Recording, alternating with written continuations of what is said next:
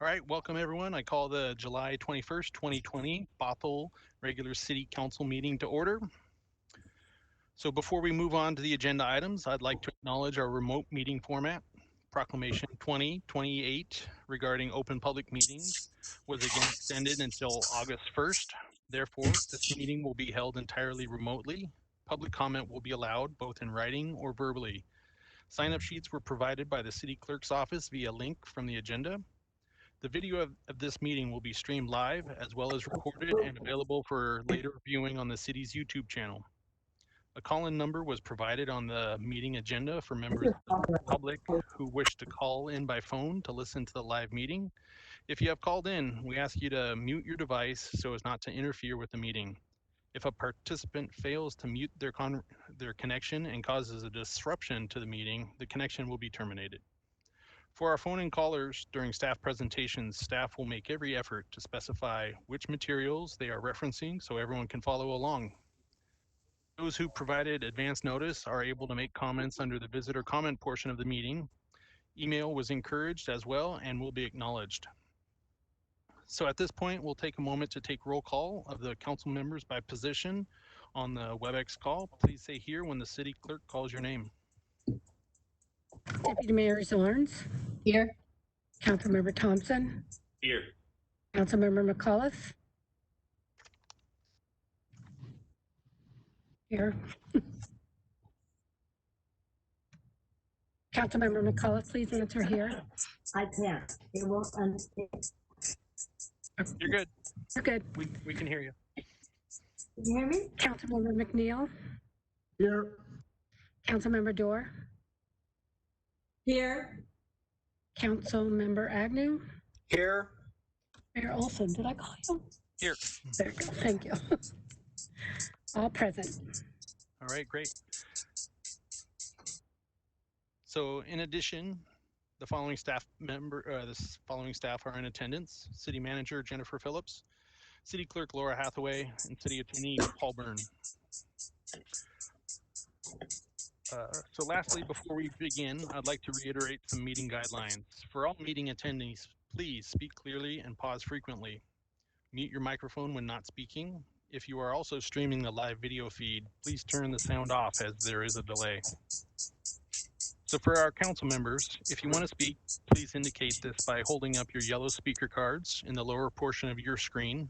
I'll call on you as I see them. This will help avoid the problem of two people trying to speak at the same time. And lastly, please remember to mute your microphone when you're not speaking. So before we get started with our agenda, I would just like to take a moment of silence for Officer Shoup, his family, and our community.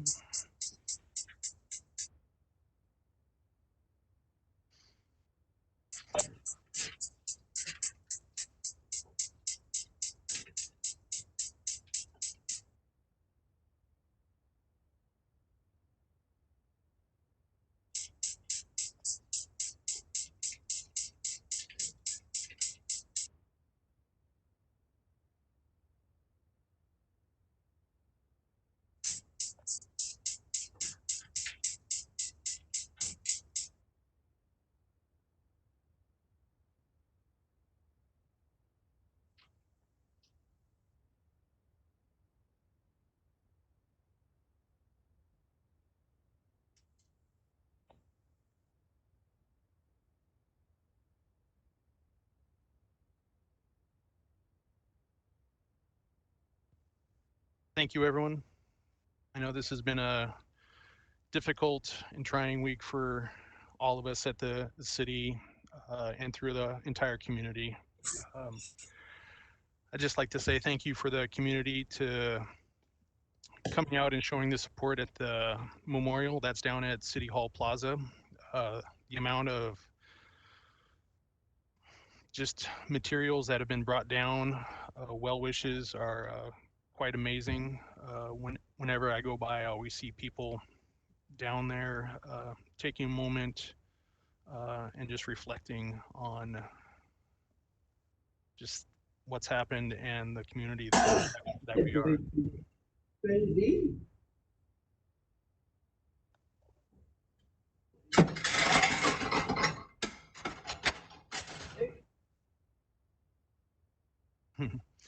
All right, so I'd like to move on to the meeting agenda approval now. Are there any changes to the agenda, tonight's agenda?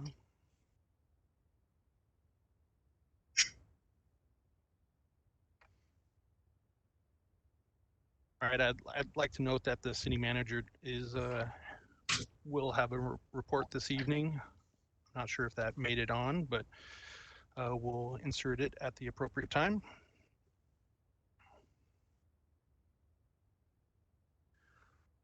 All right, on to our public engagement opportunities.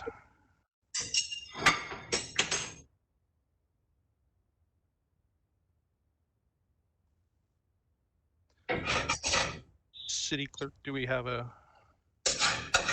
All right.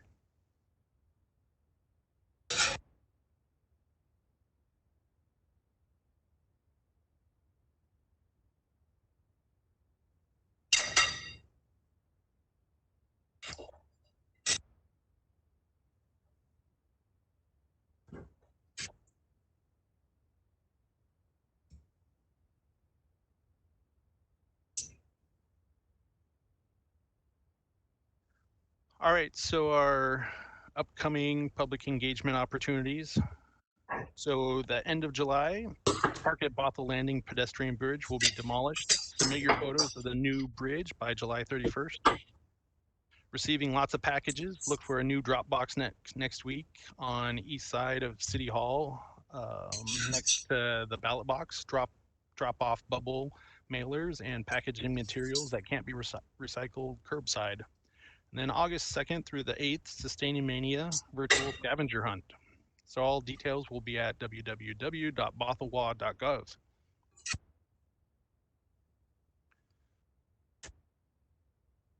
Councilmember McAuliffe, I was wondering if I could ask you to log off and maybe restart your computer. It seems to be just automatically unmuting you. Yep,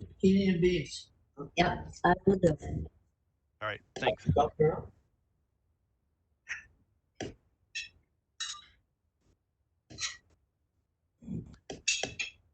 All right, next on our agenda,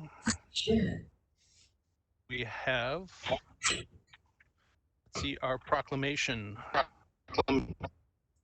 So we have so our proclamation tonight is publicly denouncing Ordinance 1.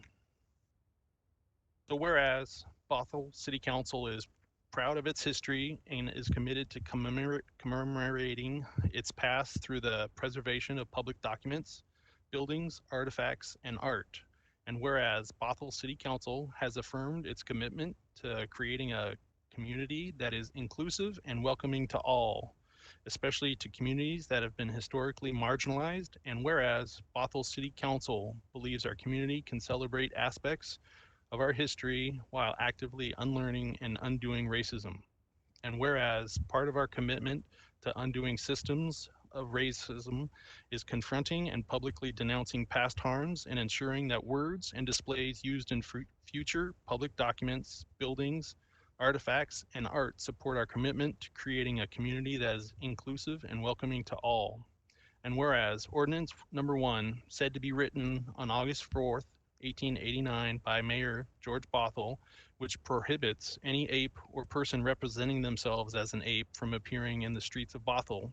And whereas employees of the city and members of the Diversity and Inclusion Committee have brought Ordinance 1 to our attention and shared that they find it offensive. And whereas the Bothell City Council understands that caricatures of apes have historically been used to discriminate against Black Americans, and Bothell City Council does not condone racial overtones of any kind, historical or current.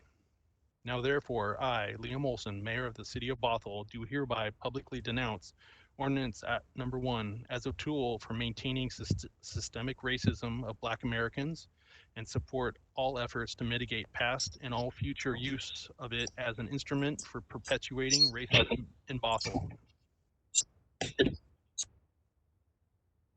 So I know I've spoke on this before, bringing it up.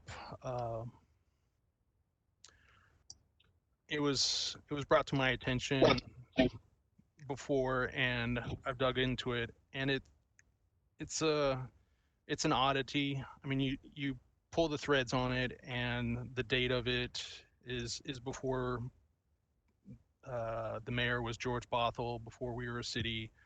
The clerk on it wasn't at the right time.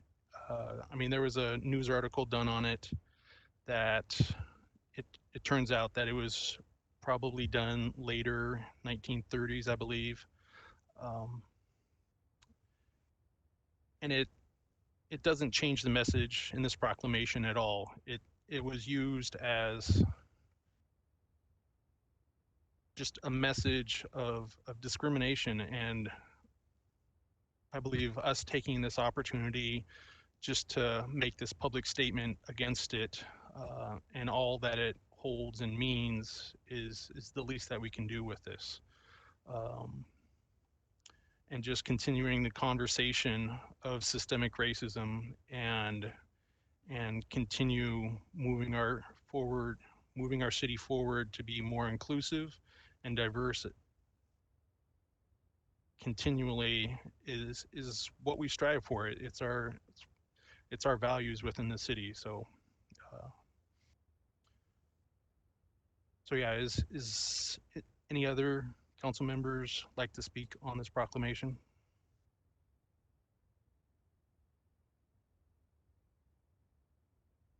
Councilmember McNeil?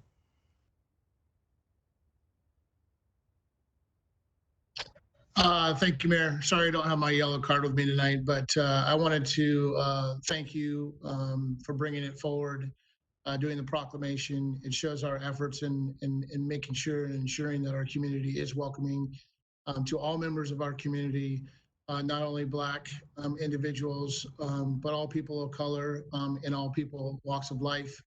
It doesn't matter what your background is, but by continuing to have the conversation and continuing to do these types of things, and continuing to let our community know that we are noticing and we're making the change, that's the key right there, and continuing to do these types of things. So I thank you, Mayor, for bringing it forward.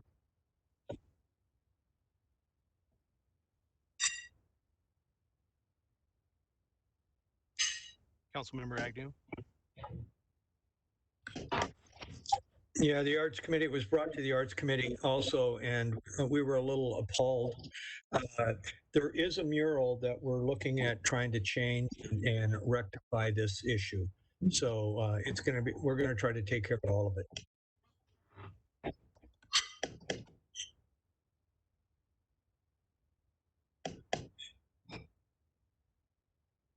All right.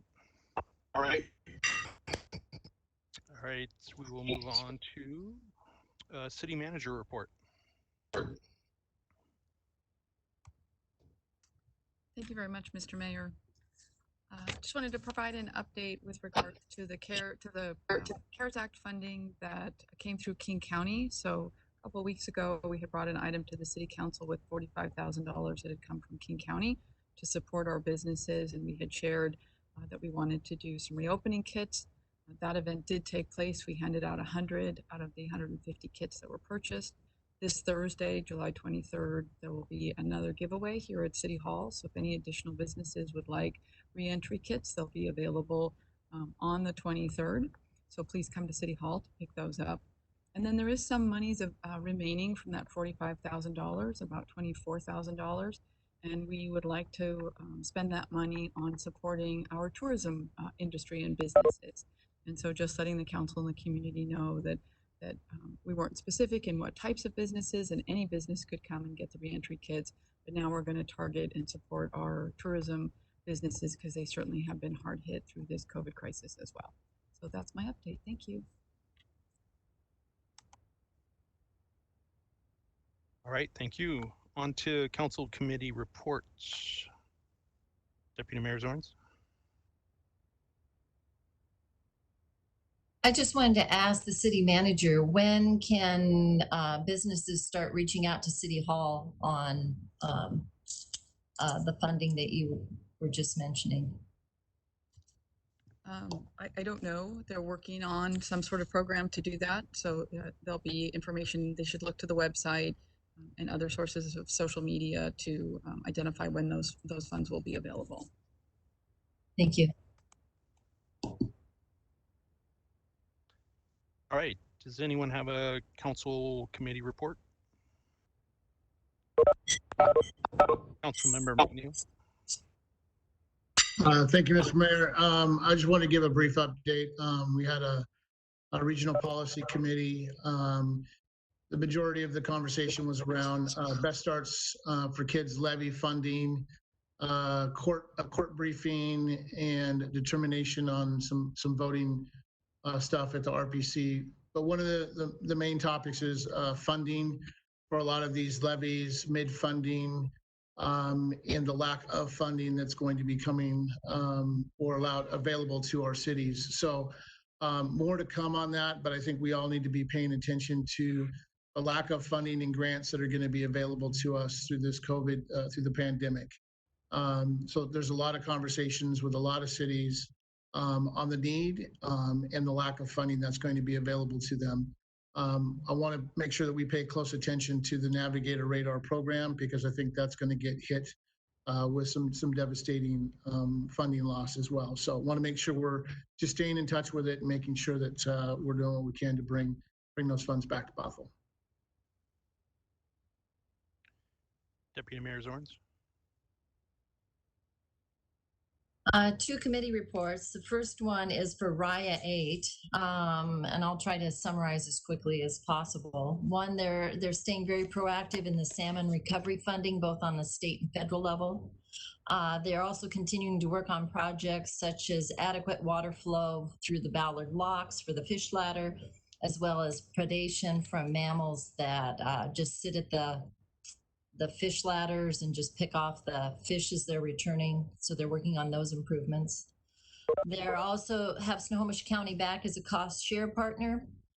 And then the last is they're forming an equity and social justice subcommittee to look for possible neglected areas such as shorelines, waterways, and education outreach. So that's RIA 8. Then LTAC, we got $20,000 grant from King County to offset the loss of hotel tax revenue, and we've got about a quarter of what we usually get this year, a 58% decrease overall. McMenamins is running at a 40% occupancy. Beardsley Ale House said that it is now a day-to-day operation, and if things don't improve, their sustainability is in question. That's a quote. UW Bothell has a virtual fundraiser that's happening on August 22nd. It's for Black opportunity for students, businesses, artists, faculty, and staff. And when they can do it again in person, LTAC wants to provide more grant funding for them. And that's from LTAC today.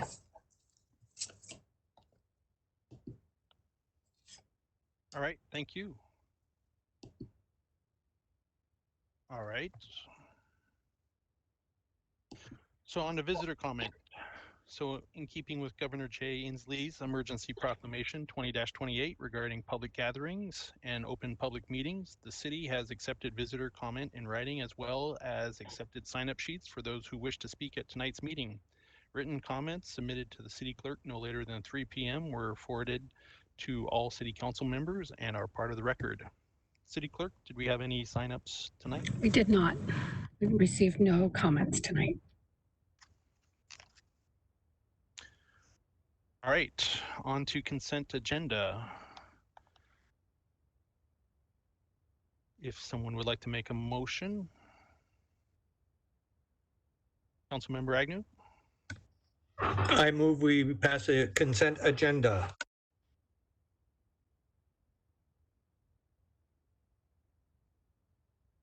Deputy Mayor Zorns?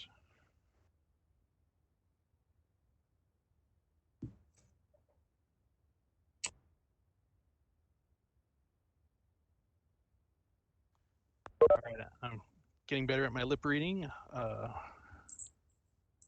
There we go.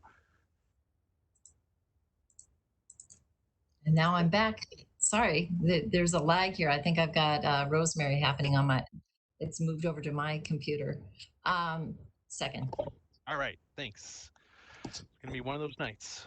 So we have a motion to the consent agenda from Member Agnew and a second from Deputy Mayor Zorns. Any discussion?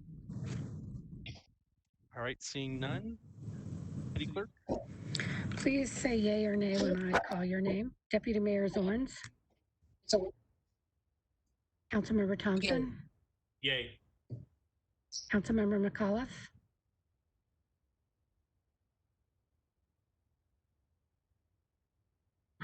yay. Councilmember McAuliffe, yay or nay?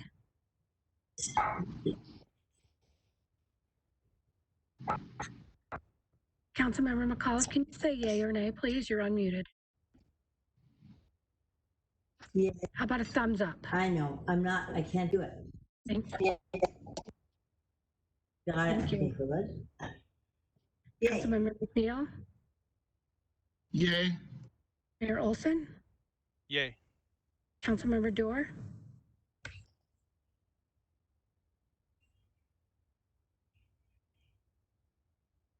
Councilmember Dorr,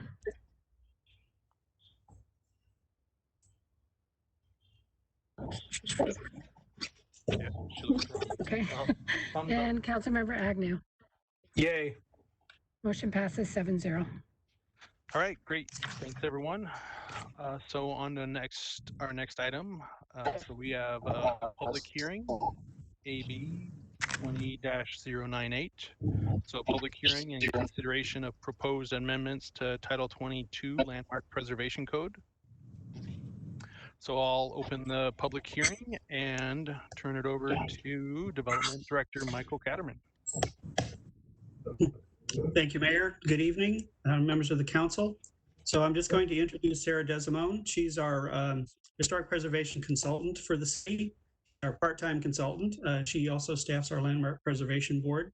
And the Title 22 amendments that she's going to be talking about this evening have been in the works for a few years, but it's been a lengthy effort, but a worthwhile effort. This has been through the Landmark Preservation Board, and they are recommending approval this evening of those amendments. So Sarah's going to take you through those amendments and happy to answer any questions that you might have about those. So Sarah? Thank you. Good evening, Mayor Olson and Council. I'm going to try to share my PowerPoint here with you.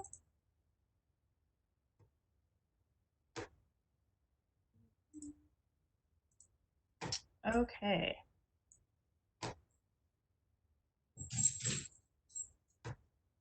Okay, so tonight we're asking City Council to hold a public hearing, as Director Katterman said, and to adopt the proposed amendments. A couple of items for Council to consider are whether the proposed amendments will preserve Bothel's historic buildings without really placing an undue burden on the owners of those buildings. Along those lines, in response to some public comment that has been received by the Landmark Board, we are asking Council to consider whether a simple majority of property owners is adequate for the nomination of a historic district. So as a little background, in 2016, a small historic district nomination was brought before the Landmark Preservation Board. Initially, it had 100% owner approval, but one of the owners withdrew consent during the process. So staff advised the Landmark Board that it would be difficult with the current code language to establish a district unless all of the owners had given consent. So at that point, the Landmark Board initiated a staff review of Title 22 just as it pertained to historic districts. Over the next couple of years, Landmark Board held study sessions about potential amendments, both for historic district language and just in general. Ultimately, it just wasn't prioritized, so nothing really was done until last year. Last year, the Landmark Board included it in their work program with new objectives so that staff was able to really take time to it and come up with a draft. So the proposed amendments include new historic district language that strengthens and clarifies the code. And it also revises the demolition language that will streamline the process for staff and applicants. It also will kind of clarify some of the sections that are a little bit confusing or maybe out of order and address a few small inconsistencies. And then finally, the amendments are more in line with what actually happens in terms of the department procedures. Okay, so as I mentioned, a few of the changes are small, but there are several that are more substantive, and I wanted to go over them tonight. The first of those are designation criteria.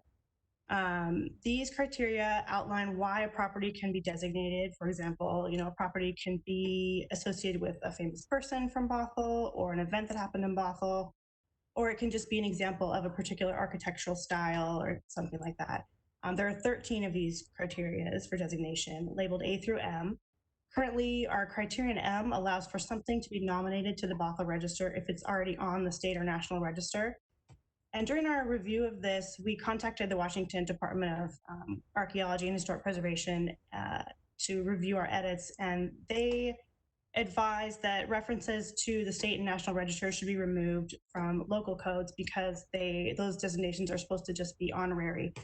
We don't want to impose controls on something just because it was on the state or national register. So the proposed amendments will remove that current criterion M and replace it with a new one, which would allow for the nomination of properties that are less than 50 years old if they are exceptionally significant. This is something that's really become common practice in historic preservation over the last few years. Resources now built as recently as 1970 can be added to the register, but a lot of the styles that were popular during the mid-century period really didn't get popular until like the 1970s and 80s. So there could potentially be something that would be significant that was later, and we would like to have that provision. Okay, so the section on submittal requirements has been expanded to better explain the procedures for obtaining consent. It now specifies each property owner that would be reflected by a title report must give written consent. It's a small change, but it does provide a bit of clarification in terms of being legally defensible. The new language also lays out specifics for obtaining consent for historic district nominations. It now specifies that each property in a potential historic district gets one vote for or against the historic district, but that each owner of a property, as reflected in the title report, must give written consent. So the current code is just a little bit less clear on that. It doesn't specify whether each property in the district receives a vote or if each owner in the district received a vote. For example, if there were 4 properties in a district and one person owned 2 of them, would they get 1 vote or 2 votes? This clarifies it. Currently, it doesn't specify, but in the proposed code, that person would get 2 votes. So, also, both the current and proposed code language establish the threshold for owner consent for historic district nominations at a simple majority, 51%. So the LPB has received comments on both sides of this. One comment from someone who felt that a supermajority would be more equitable, given that the historic districts establish controls for everyone in that area. On the other hand, another comment felt that a simple majority is sufficient and that it would just be too difficult to establish a historic district if more than 51% was required. So I did a little bit of research into other CLG communities, certified local government communities, and communities with historic district ordinances that are not CLGs, all in Washington. And I found that the bulk of them, get my chart here, you can see that. The bulk of them had a simple majority as a requirement.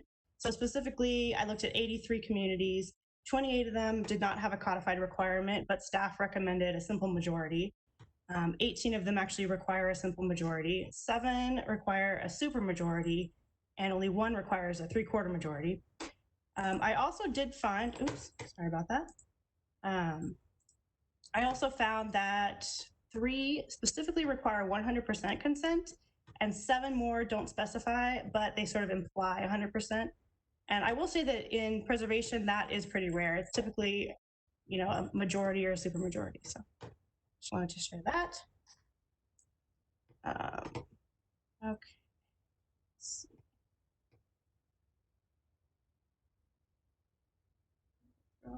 Excuse me, I'm sorry. Okay. So the requirements of designation has changed largely just to clarify and strengthen the historic district provision. The proposed language kind of divides the section into two requirements for individual landmarks, which the requirements haven't changed, and clarifies the procedure for establishing historic districts specifically, and for utilizing the historic district guidelines that come with them.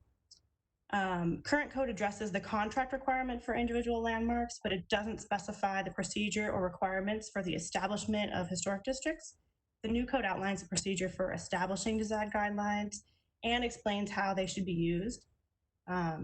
So the purpose, as I'm sure you all know, of a historic district is to preserve specific characteristics of an entire area. So the nomination form will outline what those characteristics are, and design guidelines will be developed based on the preservation of those characteristics. In a historic district, though, there's often going to be properties that are not contributing, meaning they're not historic. But since the purpose of the district is to preserve the area as a whole, those non-contributing properties are still regulated by the district design guidelines. So according to the proposed code, the guidelines would be developed in tandem with the nomination and would be part of the package to be reviewed by the public and Landmark Board and Planning Commission prior to going to council for final designation. So there would be a lot of like neighborhood and ownership involvement in those. The section on request for demolition of a historic property has been substantially modified, and the goal has been to streamline the process for both staff and applicants, and also to make the code line up more with how the process actually works internally. Currently, anyone applying for a demolition permit for a historic building has to submit a document that details the feasibility of each of the 9 alternatives to demolition listed in the code. Some of those are redesigning the project to avoid demolition, incorporating the resource into the project, moving the resource, etc. So staff receives the consideration of alternatives. And I've got another chart here. Staff receives that and has to determine if the resource is eligible for the Bothell Register of Historic Landmarks. If it is eligible, the application is forwarded to the Landmark Board for negotiation of alternatives. In order for staff to actually determine if a resource is eligible for the Bothell Register and for the Landmark Board to negotiate alternatives, we need to have historical documentation to kind of establish the context of the resource and whether or not it's important. So in the current code, documentation is listed as an alternative to demolition and not required to be submitted up front. So staff has to do additional research and prepare documentation just for the Landmark Board and for their own determination. We've run into a couple of issues with this. First, staff has to do the work that will later be required by the applicant because documentation is always going to be a feasible option. Second, the current code also requires that all properties on the inventory consider alternatives, when in reality, some properties just really aren't worthy of preservation. We don't need to consider saving some things. There are hundreds of resources on the historic resources inventory that are not very significant because they've either been altered or they just aren't representative of a specific style or other reasons. So it's really not necessary for the owners of these properties to have to consider alternatives to demolition when we're not going to really consider saving these properties. So to resolve these issues that have been kind of identified by staff, the new code would require that all property documentation, meaning like the context, the historical documentation, would be submitted upfront by applicants. This will make it easier for staff to make a determination of eligibility and for Landmark Board to negotiate alternatives if needed. Like I said, documentation is always feasible, and it's important for the city to have a record of what has been lost. So it really doesn't hurt to have extra documentation. The proposed code language does not require that the person submitting the documentation have any particular credentials, but often applicants will hire historic preservation consultants or environmental consultants to conduct the research for them. They can do it themselves, and the Community Development Department maintains a property research guide that helps guide the applicant's research. Lastly, the new code language only requires that properties that are determined eligible for the Bothell Register submit a consideration of alternatives to demolition. So this really kind of removes the burden of negotiating alternatives to demolition from properties that aren't significant and just don't really need to be saved. So after consultation with the Planning Commission, the Landmark Preservation Board recommends adoption of the proposed amendments to Title 22. And with that, I will turn it over to questions here.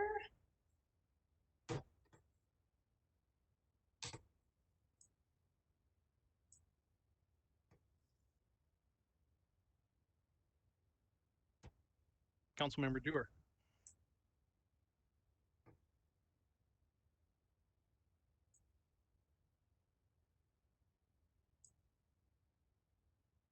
Where's that mouse? All right. Sorry, I keep pressing the buttons, but they don't always listen. I have a couple questions, but first I wanted to thank Sarah. I think I was still on the landmark board when we started working on the Title 22 amendments. So this is a long time coming, but I feel like the process was really, really good. The changes make a lot of sense to me. Removing some of the burdensome requirements on properties that are not really historically significant. I would say absolutely, I would stick with a simple majority. It's hard enough, I think, to get people that even owners of even historic properties are often not interested in the burdens of being labeled as such. So I think a simple majority makes sense to me. It seems like the most popular option. And then I just had a couple questions in terms of language changes. I loved in certain areas that you changed verbiage from shoulds to shalls.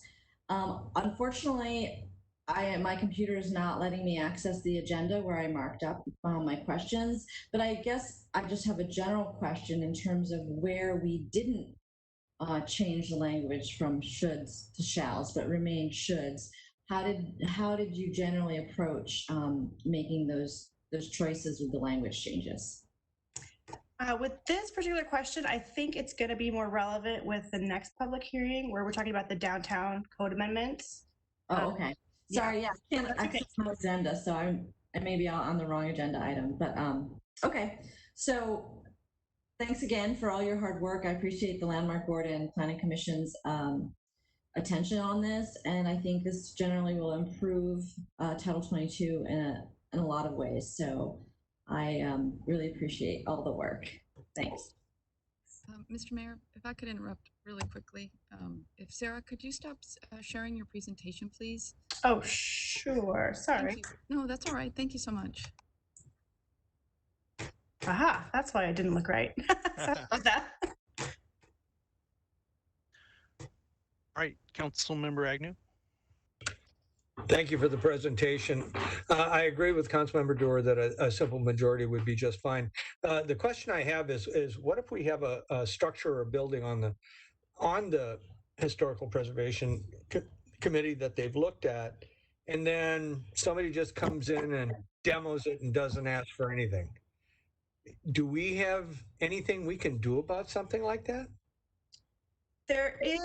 I believe there is a code violation. I don't think it's very large. I think it's just a few $100s, to be quite honest, but that's not really my specialty. Maybe Director Cotterman would have a better answer for that one. And I'm going to look at the city attorney on that one as well, but I believe you're right. I think it is a code compliance issue. So we would be able to enforce under that, but obviously we're not going to be able to recover what was demolished. So it's really more of a civil penalty at that point. Right. Okay, thank you. Yeah, Director Cotterman is right that we would enforce this under our general Title 11 code enforcement procedures, which, I mean, those are just usually a couple $100s. I don't think there's more specific violations for this particular title, but those can add up because that could be, it wouldn't just be a one fine for that type of violation. So wouldn't recommend it to anyone that's listening.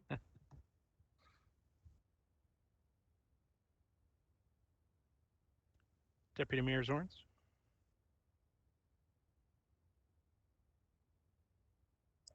So Darcy, you're saying we could make it hurt. Is that right? It would be more than a slap on the hand? Okay, okay. I'm also for the 51% simple majority. That makes sense. Sometimes trying to get a consensus is like herding kittens. So kittens with attitude sometimes. So 51% seems very fair given the demands on life and everything else that's on people. So I don't think there's any reason to make anybody go to heroic efforts on this, just reasonable, fair efforts. I do have a question, and I think you covered it, but I want to make sure that I'm clear on it.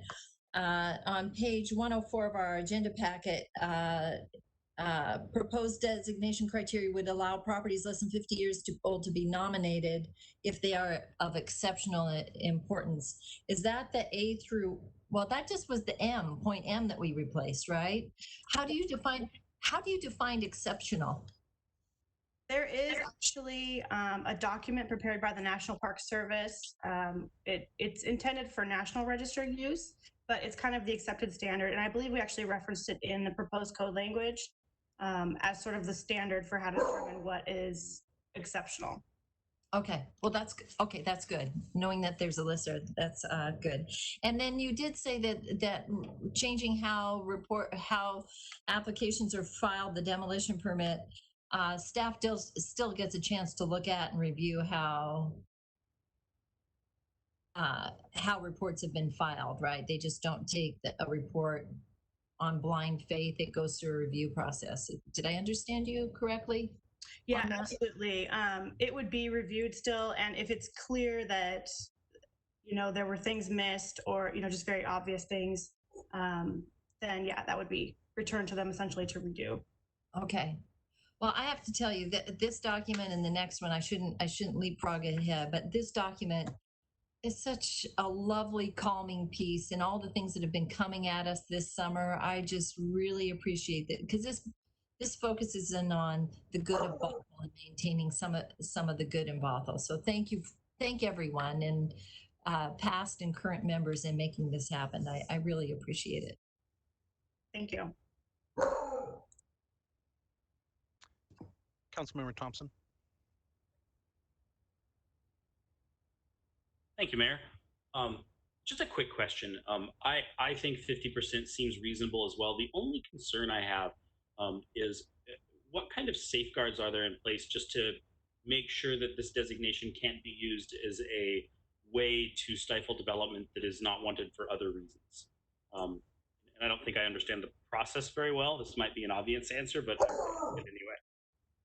No, I mean, the honest answer is there really isn't, a huge safeguard for that, because the design guidelines would be up to the neighbors, essentially the people within the district, to determine what they wanted. It would still go through the landmark board and city council. So if there was something in there that was clearly not for the purposes of historic preservation, but maybe for growth, different reasons, then that would probably be looked at then. Okay, but any of these that get that 50% vote, they are going to have to go through Landmark Preservation Board as well. Yes. Perfect. Yeah, and if I could just tag on to that, just to emphasize something that Sarah said. I think it is important to keep in mind that is part of the process. So if there is some indication that may be the primary factor for a historic district designation, that's certainly something that the Landmark Board and the City Council could consider as you deliberate whether or not to apply that. You can also adjust the boundaries in some cases if you wanted to do that as well. So there are different ways that could be addressed as part of the process. It's not a question we ask directly, obviously, but it is something that would be part of the evaluation. So thank you, Director. I wanted to add to that, just elaborating on what Sarah and her beagle were saying there. So sorry, she picked now to bark. I'm sorry. You don't have to apologize. We're all in this together right now.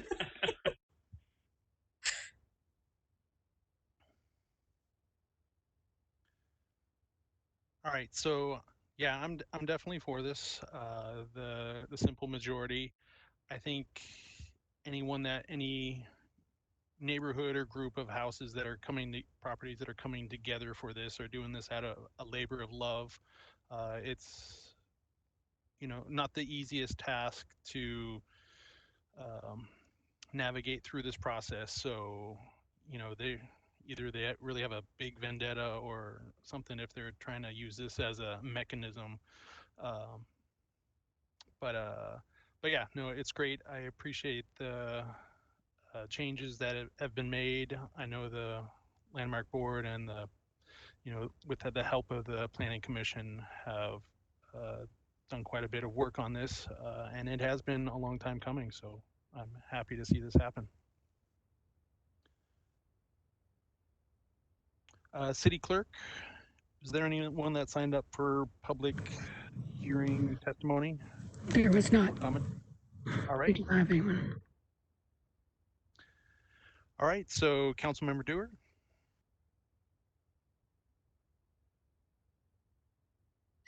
I'd like to move the recommended action.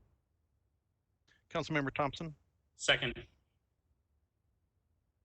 All right. So we have a motion by Councilmember Dewar and a second by Councilmember Thompson to adopt the proposed ordinance amending Title 22 of the Bothell Municipal Code regarding landmark preservation. Any discussion on this item? All right, seeing none, City Clerk. Please say yay or nay when I call your name. Deputy Mayor Zorns, Yay. Councilmember Thompson, Yay. Councilmember McAuliffe,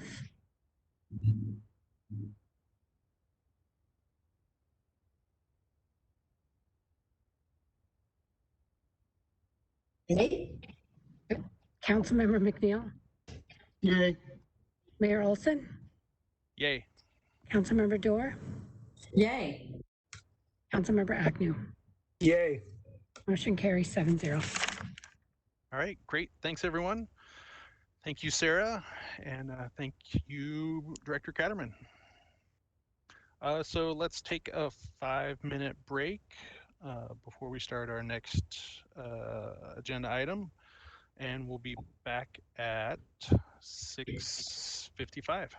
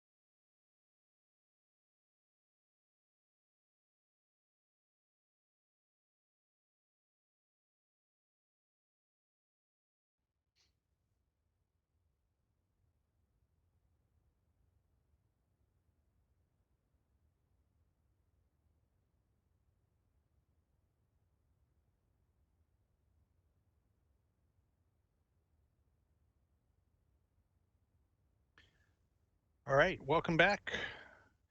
Next up, we have AB 20-099, public hearing and consideration of ordinance amending sections of the downtown sub-area regulations, providing for historic preservation.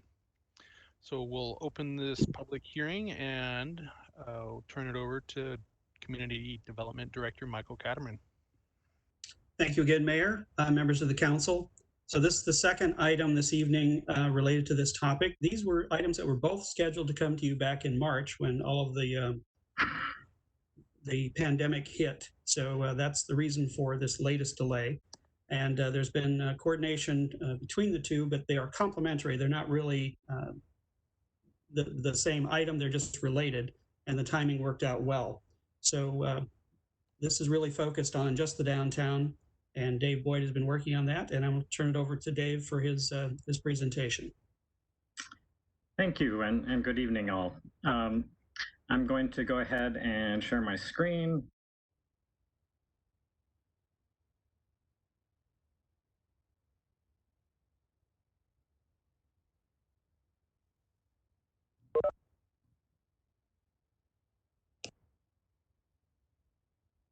Maybe.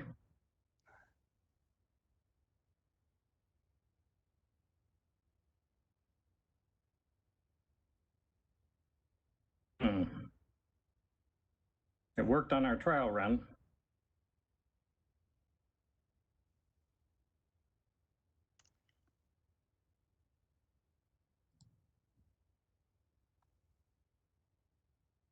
Okay, I think it's happening now.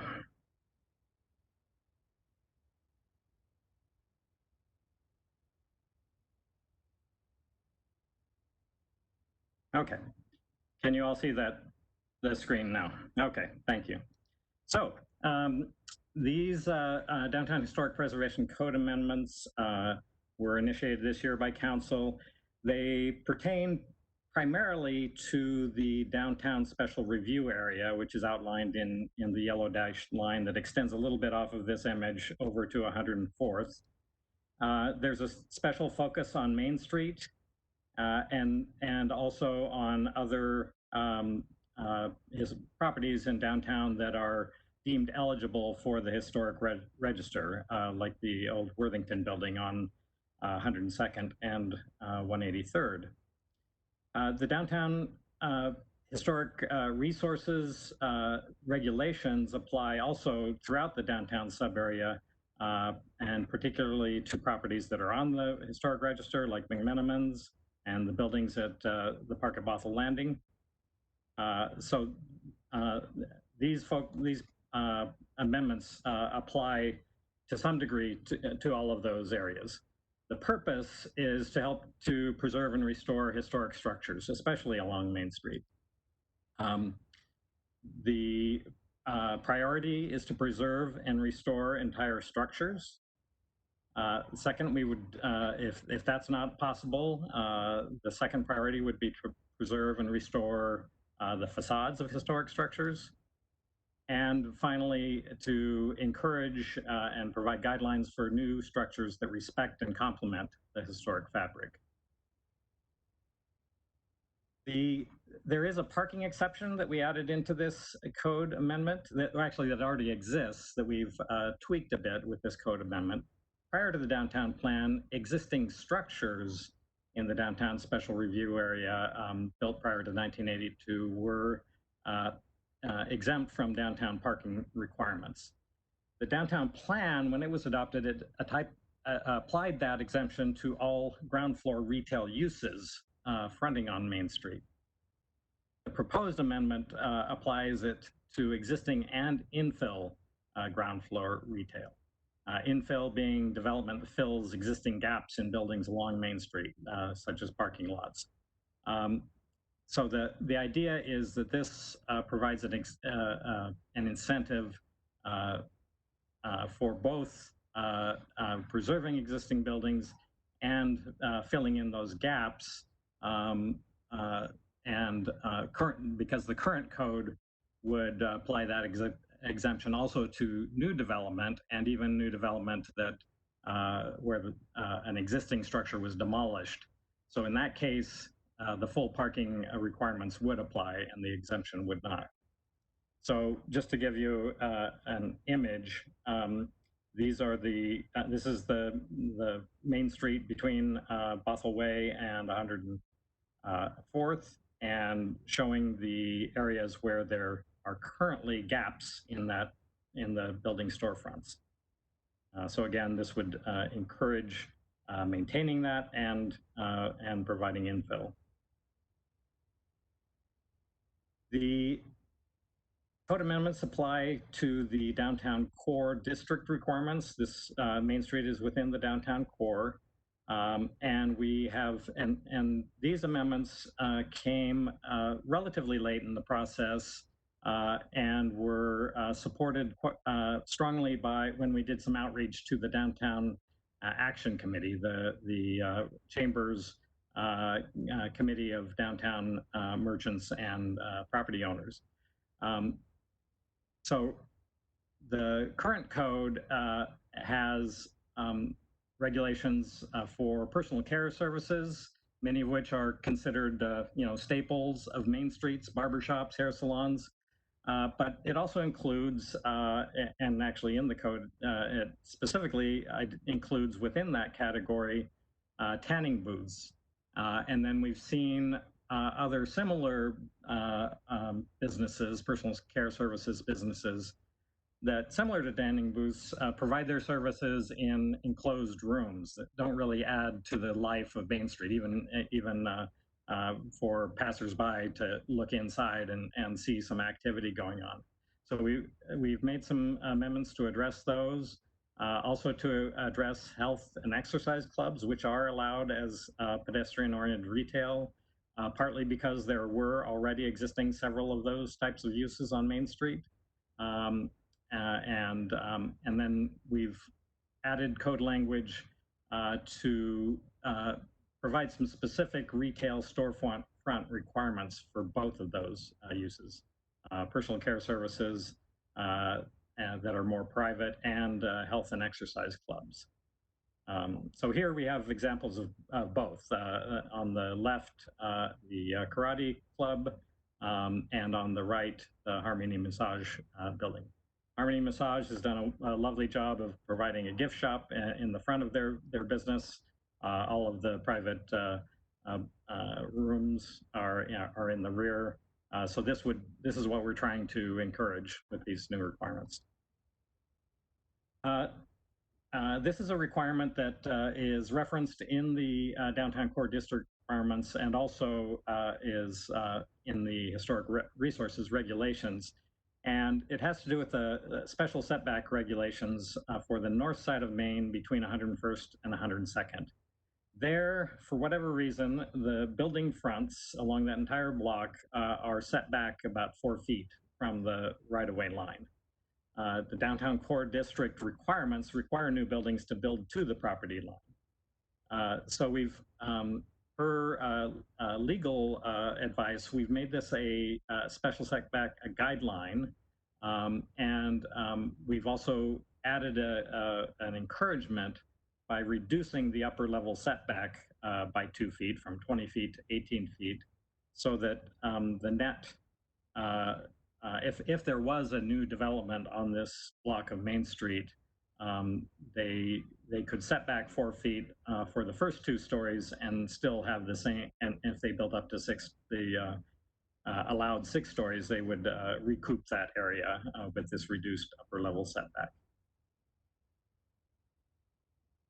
Moving on in the code, we've made some changes to the architectural style section, which has really provided more for context and guidance than actually to regulate. We've updated a reference or changed a reference to the Landmark Preservation Board's design guidelines so that it will include any future revisions, and we won't have to change the code if those guidelines are updated. We've rearranged the listing of those and added some text to explain that.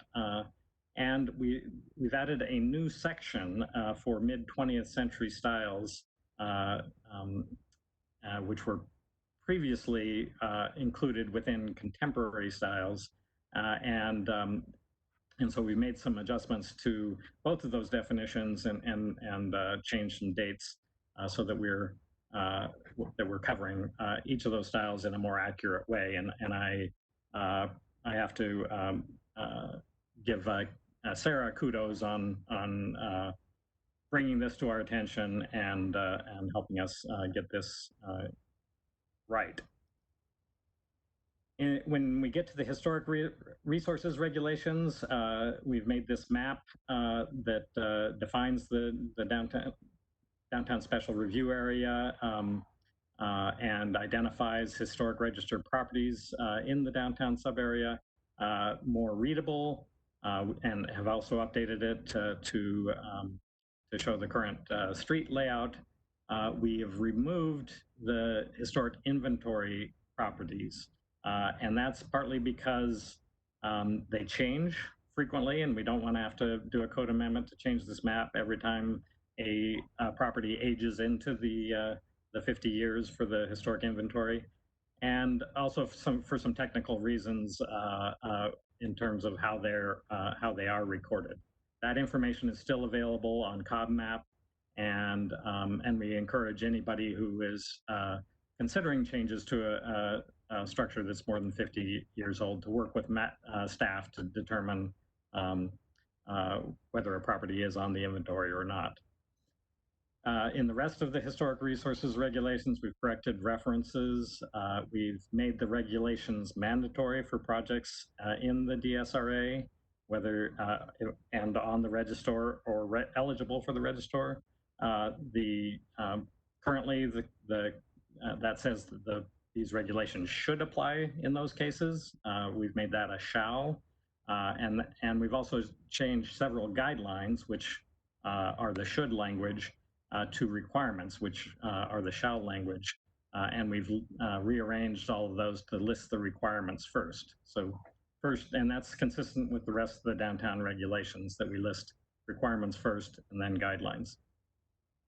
The reason for having guidelines is there are certain areas where it's important to have some degree of flexibility and to provide that to property owners. Getting into the details of the changes, we have added language that recognizes that renovations can have their own historical value. So on the two images on the left here are the old Bothell State Bank, which now houses Hana Sushi.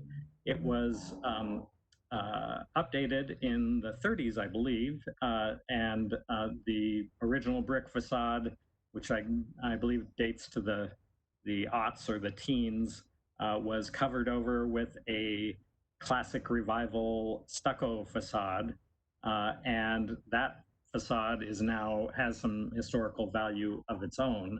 So we wanted to make it clear that in those sorts of situations, restoration to that renovated but historically significant condition is also valid.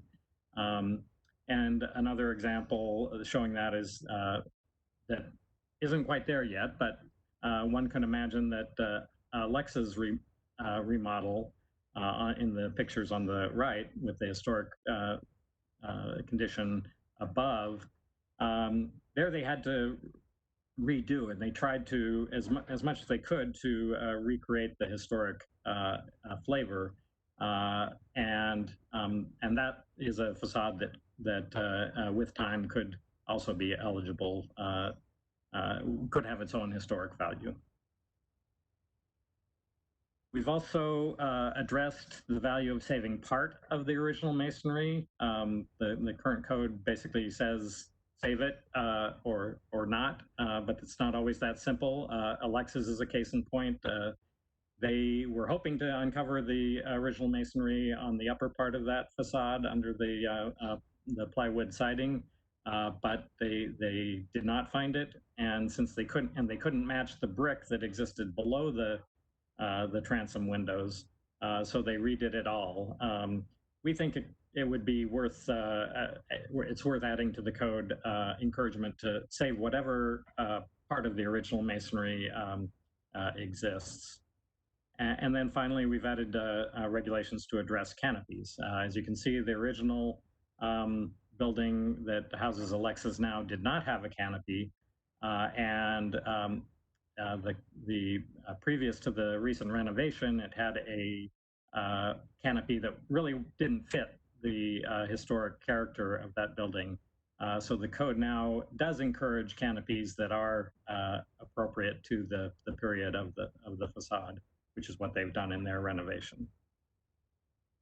Similarly, across the way, the Logsdon building has received a new canopy that is more historically accurate or fits the historic style of the building. This again shows that section of the north side of Main Street that is actually addressed. The illustrations that I showed earlier are in this section of the code. And we've also added some regulations to address rollout awnings, which actually were what existed on the Logsdon building originally and several other buildings, so that it's clear that a property owner that wanted to restore those, that would be consistent with the historic resources regulations. So I want to talk a little bit about some issues that go beyond regulations. This is part of the toolkit we have to encourage historic preservation, but there are a number of historic preservation incentives that currently exist. Special tax valuations, landmark capital grants, federal historic tax credits, and now with your recent action, the historic district, the option of establishing a historic district. And another one that the Planning Commission, that we discussed with the Planning Commission and they were quite keen on, was the use of transfer of development rights to preserve historic buildings and allow that development potential to be used elsewhere. That's something that is not on our docket right now, but the Planning Commission thought it was worth raising as something that we might consider in the future with sufficient staff time to tackle that. It's a fairly complicated issue. So with that, I open it up for questions and comments, after which you can go to public testimony and a review and adoption of the recommended action, which is spelled out here. So thank you very much.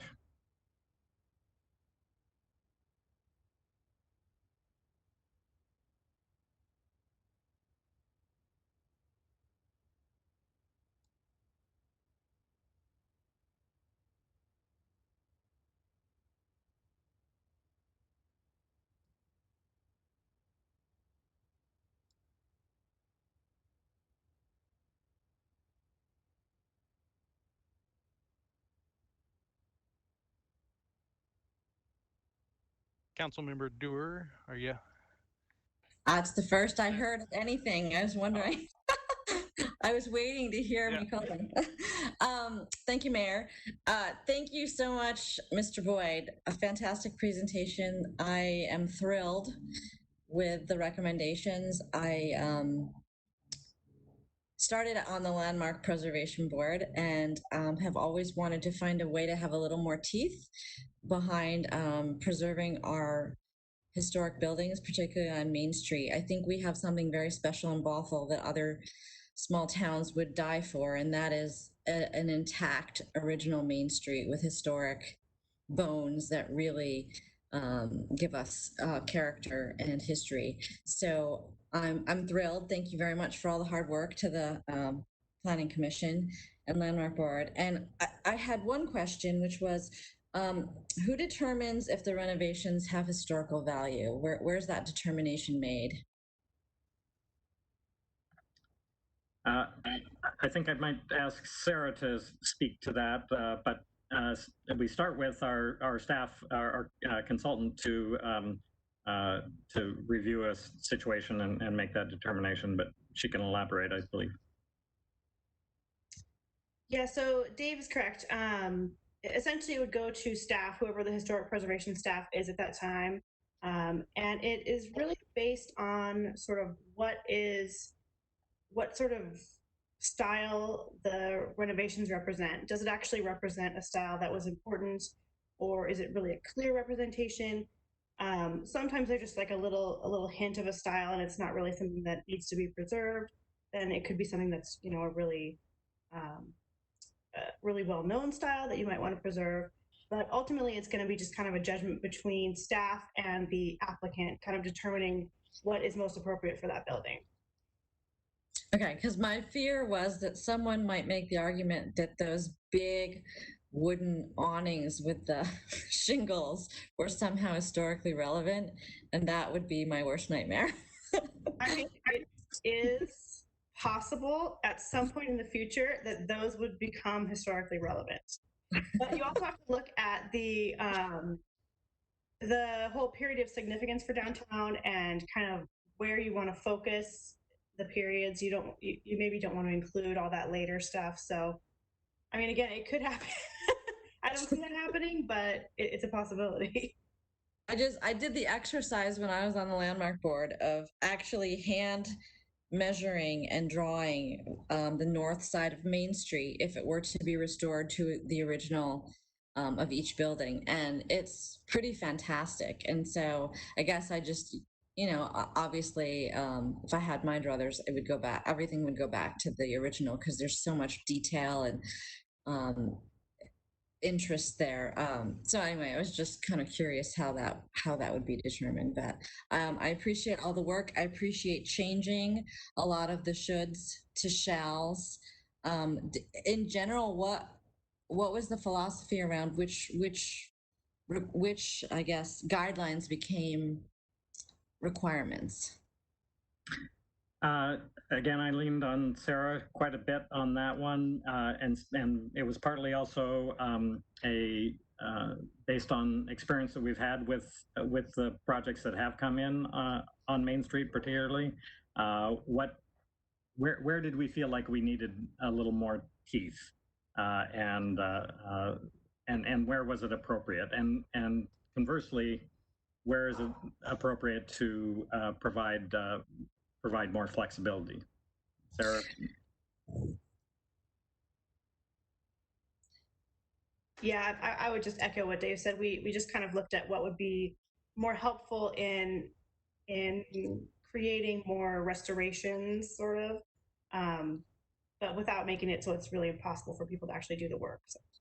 So that brings up another question. Sorry, I didn't plan on asking this, but it sounds as though we're really concentrating on the block between 101st and 102nd, but you know, the Hannon building on the corner there, the Ashler Lodge, is certainly historically significant, and I think there are others. So are we only applying this to that one block of Main Street, or does it apply to historic buildings on Main Street in general?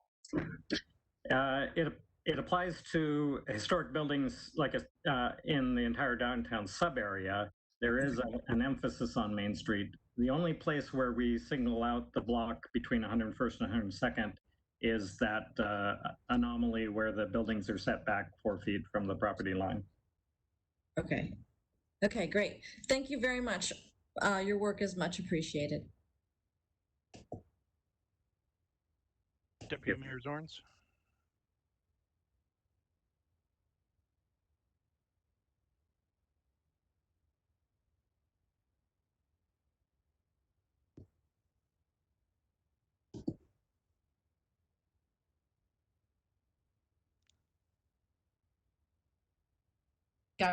The computers are going on. Are we back? Okay. So.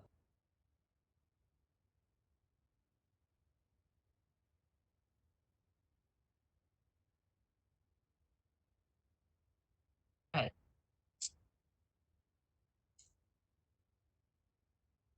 I think we're good. Sorry about that. It's beyond my control. Dave and Sarah, thank you very, very much. I have a few questions. See if I can hit them fast. I noticed that on page 149, that on parapets, there was more elaborate parapets are no longer extant, and they're as far as reproducing them. What if they existed? Because back on page 146, decorative elements that create a false sense of history or change the original architectural style design cannot be added to a facade. Is there a provision so that someone who has a building and wants to take it, it's historic, but they want to go back, say what it looked like 20 or 30 years, can they add elements that used to be there and no longer are there? Does this allow for that? I would say yes. If a property owner wanted to restore the parapet, and many of those were removed for various reasons, including seismic. If they were able to do that in a way that was safe and met current building codes, we would certainly encourage that. Okay, good. Okay, perfect. Also, you made a comment about preserving original masonry. I'm guessing you meant that you would repurpose it if you were having to take it apart and reconstruct it. Is that what you were? What was during Alexis Cafe that you were just made a comment about wanting to preserve original masonry? So Alexa's and I think several other buildings on Main Street still have their original masonry below the top of window line, but above that, when parapets were removed and when the wood siding was put up over the facades, in some cases that brick has been removed. So all we're saying is that if you have some of the original brick, work to find a way to work that into a new facade, even if you can't match it in the rest of the facade. There are ways to do that that would be historically appropriate and retain as much of the original materials as possible. And there's no way you can artificially weather materials to make them look as authentic as the original materials themselves. So I appreciate that. And then I just wanted to make a comment about considering projecting blade signage. I would love to see that be something available down the road for neighborhoods to identify themselves. So seeing that language in here, providing that for the buildings themselves, I just wanted to say thank you. I appreciated seeing that there. And that's the sum total of my comments. I really love what you did, and I'm glad you guys had to go through all the work because I just got to sit back and enjoy it. It was like a good meal. So thank you. Thank you. Councilmember McAuliffe. Can you hear me? No. Yep. Can you hear me? Yep. Okay.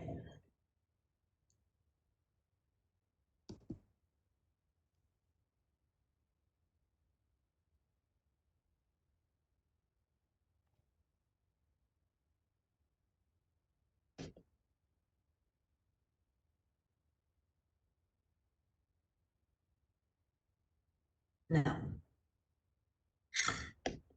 It just doesn't go. I'm sorry. Okay, move on.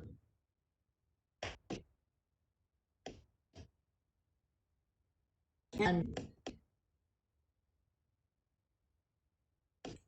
all right, go. All right, Councilmember McNeil, we'll go with you and see if Councilmember McAuliffe can get back on in a minute. Okay, thank you, Mayor. And thank you for the presentation. I had a couple questions around the historic, preserving the facade of the buildings. Is that, I just wanted to clarify, is that mainly for the first level? And then when the setbacks, if anybody decides to build up, that they would they still have to incorporate the historic value of what's below, or just on the first level? So we would encourage restoring the entire historic facade, so as high as that went. But maybe a good example is, or an example is the Mercantile Building. There, we were able to work with the developer to preserve the entire facade on 3 sides of the original buildings there. And then they built a new structure behind that. And we were able to work with them to set that new building back 20 feet, similar to what they're required to do along Main Street, and then go up with their 5-story apartment building from there. The guidelines don't encourage new construction to mimic the historic construction. The idea is that buildings should be true to their time, and so we have a more modern facade that at least is separated from the historic facade by that 20-foot setback. So that's really what we're aiming to achieve if a project does go up. And you use the word if, and so just to clarify, do we anticipate many of the property owners wanting to do that development to go vertical? That's a little bit hard to say, but the Mercantile Building was a unique example because they had a vacant, they were able to get control of a vacant lot to the east. So they actually had area to build structured parking and to support larger development. Most of the properties on Main Street don't have that kind of luxury. So parking is really going to be a major limiting factor for redevelopment on Main Street. But if a property is able to provide additional parking, then yes, they could do something similar to Mercantile, set back 20 feet and go up as high as they could support the parking or to the zoned height limit. Got you. So on the south side, I think where Alexa is and some of the other businesses along there, for them to go vertical, if 1 or 2 or 3 wanted to go vertical, they would have to provide the parking for that additional, which would be difficult on the backside if not everyone is going vertical. Is that, am I looking at that correctly? Yeah, it's probably more likely to happen if a number of property owners contribute so that they could build an efficient parking structure on the back where the parking lot is now. We've had a couple of proposals for the old Bothell Mall site that burned down, and we didn't say they couldn't go ahead, but they haven't been able to make it pencil out from a development standpoint. Got you. And last question, have we been looking at any of the increased, I guess I would call it, have we added that area to our numbers as far as growth, as far as any additional units along Main Street there? Have we added that to our growth targets? The zone capacity is factored into our buildable lands analysis and our growth targets.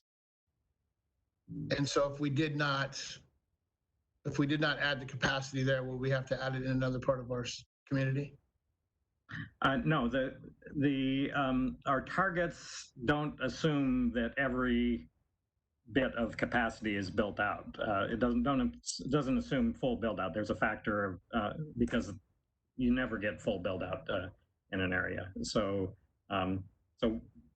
there's nothing that we're doing here that is going to cause us to increase capacity elsewhere. Fabulous. Thanks, Mr. Boyd. If I could just add a little bit to that, Mr. Mayor. So we're going to be updating our targets here in the next year or so. That's a process that's just getting started in both King and Snohomish counties.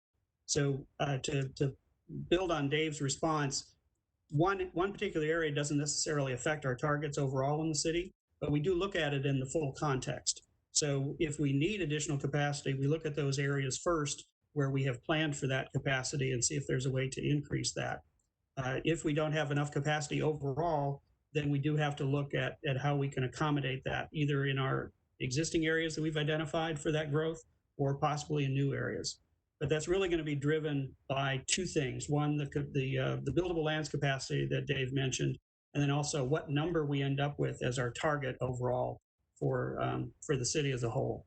So that's, we're all anxious to get that number. It's probably about another year or so away, but we'll see at that point what that means in terms of our future plans.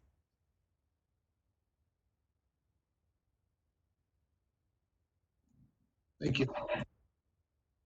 Councilmember Thompson. Thank you, Mayor. Dave, I really like all of the changes that were made in here. This seems really thoughtful. It seems like it's accomplishing exactly what we want it to. I just had a quick question. The parking exceptions for infill, is that limited to only Main Street, or is that throughout the entire sub area? That's limited to the downtown special review area, which basically goes from 522 north to 185th and from Bothell Way over to 104th. Okay. Perfect. That's the only question I had.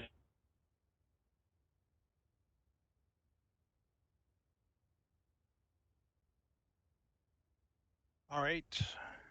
Thank you, Dave. Thank you, Mike, for the great presentations here. And Councilmember Dewar. I'd like to move the recommended action. Councilmember Agnew. I'd like to second that.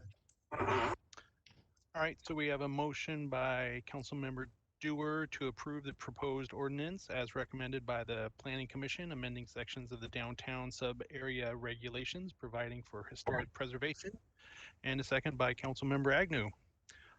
Any discussion on the item? All right, seeing none, City Clerk. Please say yay or nay when I call your name. Deputy Mayor Lawrence.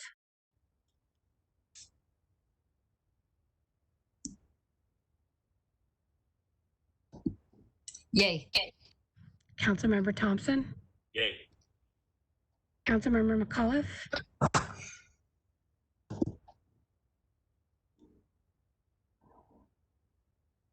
I'm not sure if Councilmember McAuliffe can even hear us. Councilmember McAuliffe?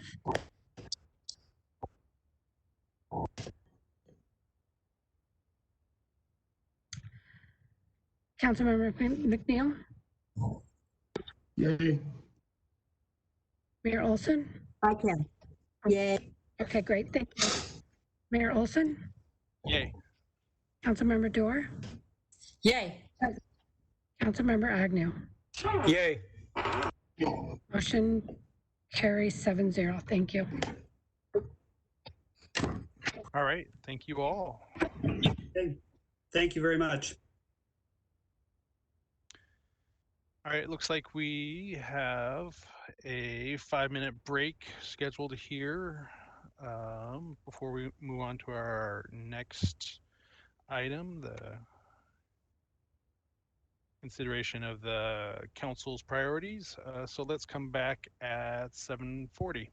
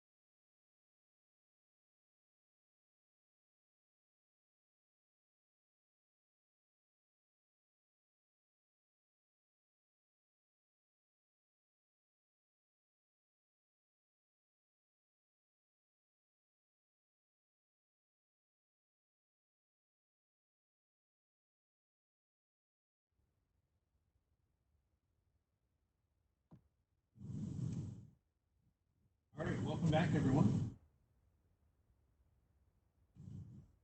So now we have 20-100. We can't hear the mayor. All right.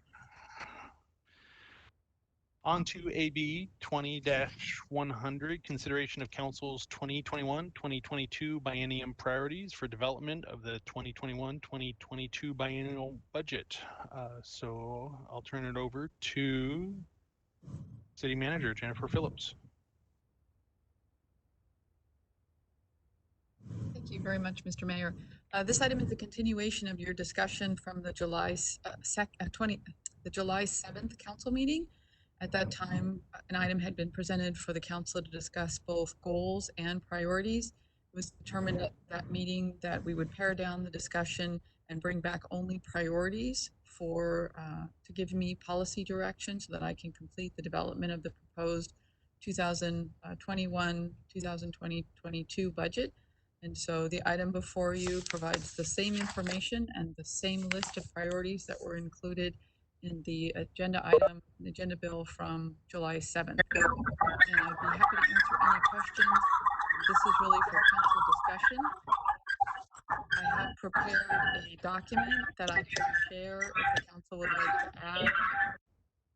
If the council would like to add items for visual purposes, and I also have the ability to do a dot system if the council would like to do that as well. So I'm here to support and help you as you have this discussion, but this is really your discussion, and I'm here to help in any way that I can.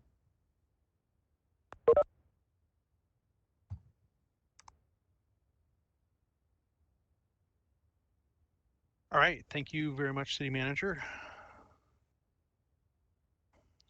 So we did have in the agenda bill a list of items here that she did collect. And like she said, I think we should view this as a discussion where we're developing our priorities. We have limited funds and we need to determine what our priorities are, what we need to focus those limited funds on, and what we can come together as a majority on. Anyone like to start off?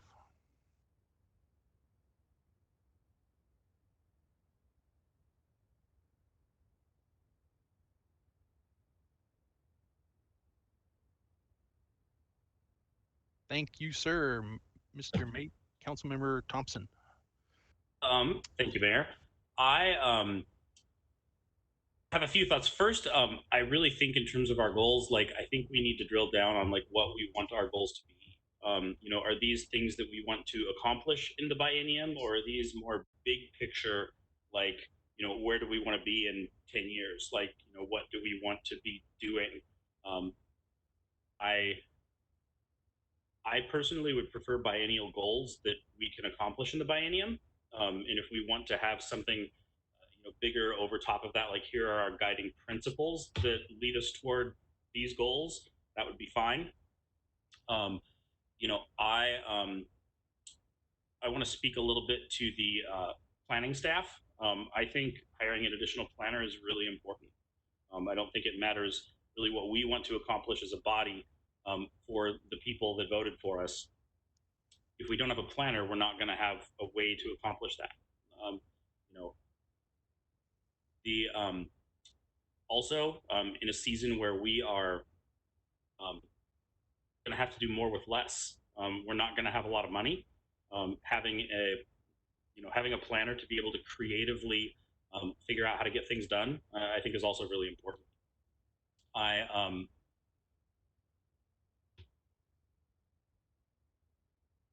I'm going to stop there and see where the conversation goes. If I could just clarify, so tonight we had agreed, the council had agreed on the 7th not to discuss goals. So these are just the priorities. And then we were going to then build goals from those priorities. So I just wanted to be sure that that was clear. Got it. So these we're discussing simply the priorities that you know, were brought forward in the budget workshop, and then we're going to have goals that are. Are we going to discuss goals at some point in time in the future after Yes, we sir. do this? So these were items that were brought forth, yes, through the workshop and other formal discussions, sort of a list of things that had come about. Yes, actually it was what was included in the budget workshop were items that had been discussed over the past year. And then from that, the council expressed interest and sort of a consensus on things that were of interest to them that they wanted to discuss further in ways to accomplish the broader goals. That's where the list came from. The goals then would be discussed when we come back in September, October. We would come back with hopefully the items that we're able to afford, your priorities are then folded into the 21-22 budget. And then we could have a discussion about goals at that time. Okay, sounds good. Thank you. You're welcome. Councilmember McAuliffe.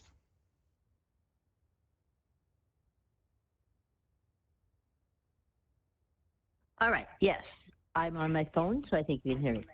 Thank you. All right. So I'm getting feedback. Wait a minute.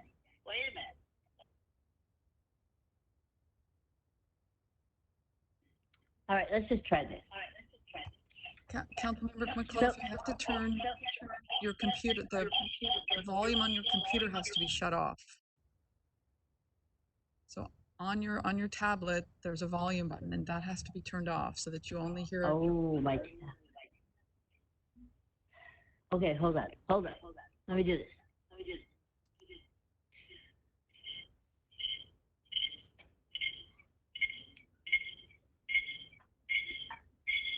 Sorry. Hold on.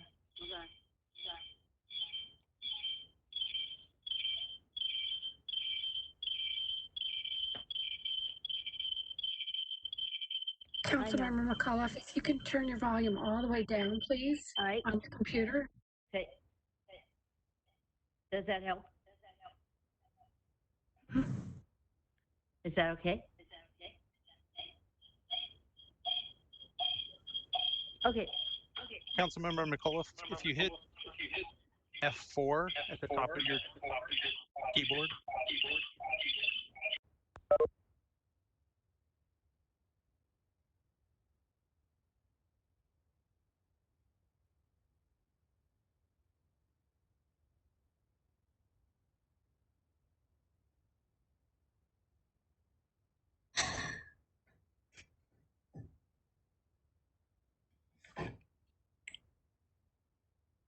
Okay, let me try. One more time.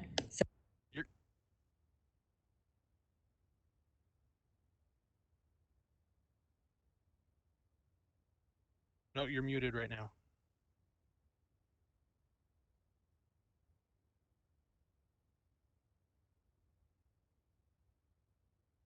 She hung up her phone.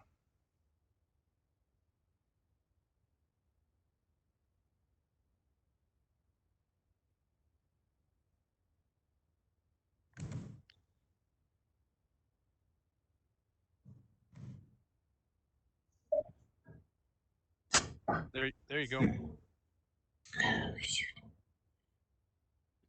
Are you hear me? Councilmember McAuliffe? Yes, we can hear you now. It went away. Yes. Oh, you can hear me? Okay, I'm not touching anything. Okay, it doesn't show I am, but that's okay. All right, I try to figure out my priorities. So let me just kind of go through them as long as you can hear me, because we can worry about that later. So I wanted to just put in that financial stability would be one of those, but then I would hope to hear recommendations from the city manager regarding financial stability. You know, what are the reductions we have to make, and what increases could we make? See us do it. Number 2 priority for me would be public safety department, emergency response, safety levy, however we want to call it. But we've got to think about addressing public health issues, mental health issues, homelessness.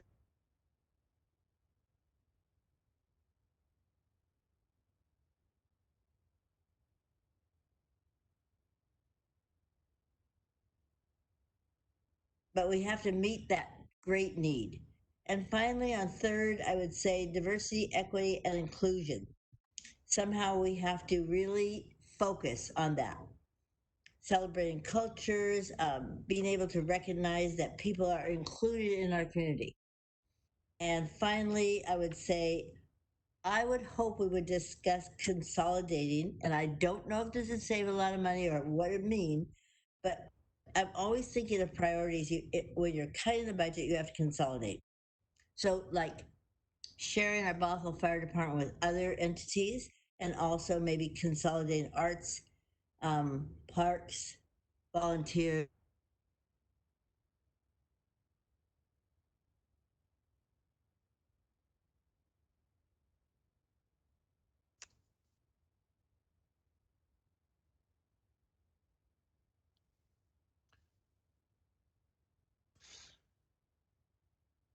All right, looks like she's having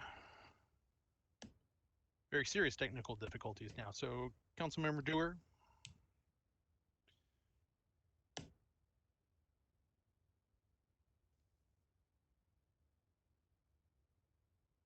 I think we should focus on our security officer for IT, because cyber cybercrime and all that is so prevalent and could cost the city millions of dollars of expense that we don't have. So I think that's a good insurance policy. I'd like to explore red light cameras for police, for school zones, and on those specific, I can't remember the specific intersections that were talked about previously. Community court, shared EMS and fire, because I think that could save us some money. Updating the downtown sub area plan to make sure that we have a little more control over EF and G, and the gateway. We went through that whole process. I'd like to make sure that we have a way to ensure that we get what we want on EF and G. And then a long range planner, I agree. A long range planner, to me, not only is it necessary for, master planning and comprehensive plan updates coming up, but it also can impact diversity inclusion, because if we're not able to upzone certain areas and follow through on our affordable housing plan, those are things that impact minority communities and communities that are, have less economic strength. And so that is something that, while it may not immediately appear to be so, really could have an impact on Bothell's ability to be diverse and inclusive to a range of residents. And then the one thing that I thought was missing that we talked about was the police chief talked about the number of calls that his officers have to respond to that are mental health related. And I know we talked about the potential, and there were a few people, I don't know how many, but there were a few people on council that agreed that it might be worth looking into perhaps having a social worker or two to help handle those calls that the police chief talked about he had no capacity to deal with. And I don't know if that's replacing a couple of officers from the public safety levy. We'd have to talk about that with the chief, but potentially that is a cost savings, because I'm pretty sure, they don't need the cars and whatnot and some of the infrastructure. And I don't think they're paid as highly, but if it can give the police some relief and also provide human services to those in need, I think it's worth looking into. And then I think it's on the list, but I didn't write it down. It was preserving the human services grants and just being able to help our community through this tough time when the need is greater than ever. So I appreciate the list, and those are the things.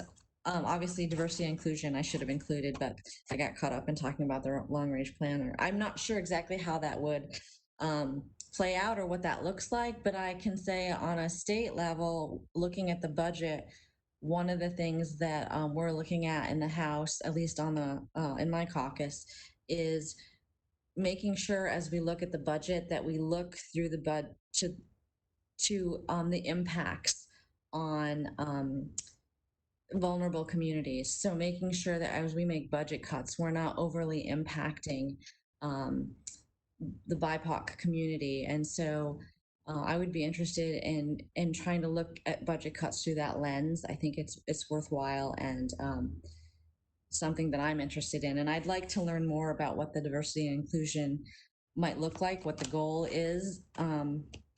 I don't want to just talk about things. I want to make sure that we're servicing and helping move the needle. So those are my concerns. Thank you very much.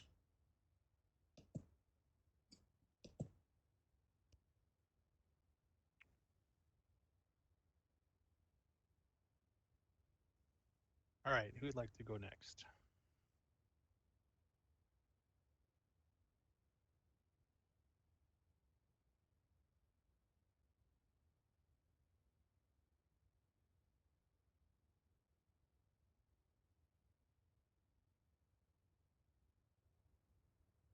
Thank you, Councilmember Agnew. Well, you're very welcome. You know, I think the plan looks fairly good. There are some things that I had a question on, and that was the agenda management software system. I'm not sure how much that was going to cost us. I like the idea of securing the security officer. I like the idea of exploring shared fire and EMS. I like the body cameras and the red lights in the school zones. I also like funding the downtown EIS, and we have to have a senior long-range planner, but those are mine. All right, thank you. Deputy Mayor Zorns. So as someone taking notes, and Jennifer, if it's you and your hand's getting a hand cramp, thank you, and I'm sorry. So the list that came in our agenda packet, I'm just assuming that you're going to collate because I like everything that everyone is saying here. I'm going to add to it, find common ground where it exists. The creating the security officer for IS, really important. The red light and school zone, really important. I'm just highlighting them. I'm not trying to marginalize anything else. Funding a long range planner. Also, this is a segue. I think as a council, we ought to be talking maybe with Shelley at some point about advocating to Olympia for more support for our mental health and drug abuse programs on a state level funding. We don't have the resources to do that, and yet we want to move forward on a community court, and they cannot find the resources for people who need help. So we do our part up to a certain point, and then we have people who are left dangling with no help. And so I think maybe the next step as a council at some point ought to be talking to Olympia about stepping in and filling that gap, make it a priority. I'd like to see pursuing public-private partnerships with ball fields and playground equipment. And I think there was also a comment of maybe a way of being resourceful around the holidays, like Heifer or World Vision, where they put a gift list together, catalog, and people can put money towards things. I don't know if staff has the bandwidth for that, but a wish list that the public could put money towards playground equipment or ball fields, so that would be fabulous. I'd also like to give to the Landmark Board the job of putting a comprehensive list together of the neighborhoods, and then so we can create a code for neighborhoods that want to identify themselves. And then, stormwater is really important. I know that our staff is going to be staying on top of current stormwater issues. It's always a big deal. We always get rain. A big piece of that is the tree canopy. So at some point, keep that on creating a tree canopy ordinance. Doesn't have to be at the front of the line, but on a back burner would be awesome.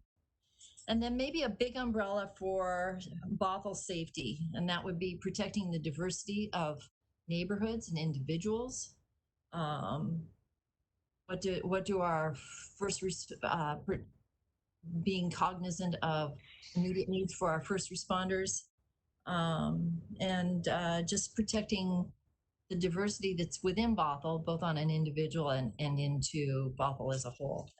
And that's really vague, and I apologize, but I think that falls into what other people are saying here.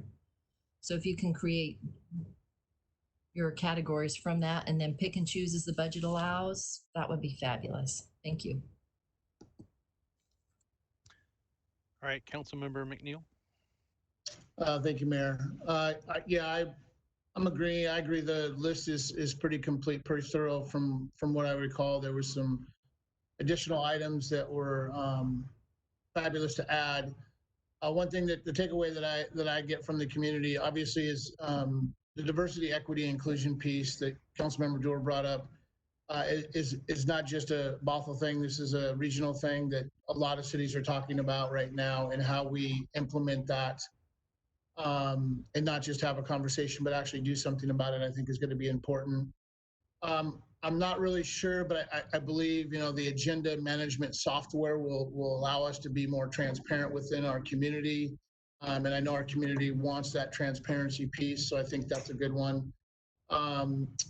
Expanding community city engagement, I don't know how that looks, but I know we all talk about how we can engage more within our community, and ensure that, the things that, all the positive things that our city staff is doing on the limited budget that they currently have, I think is important for us to get that message out there and finding ways to do that.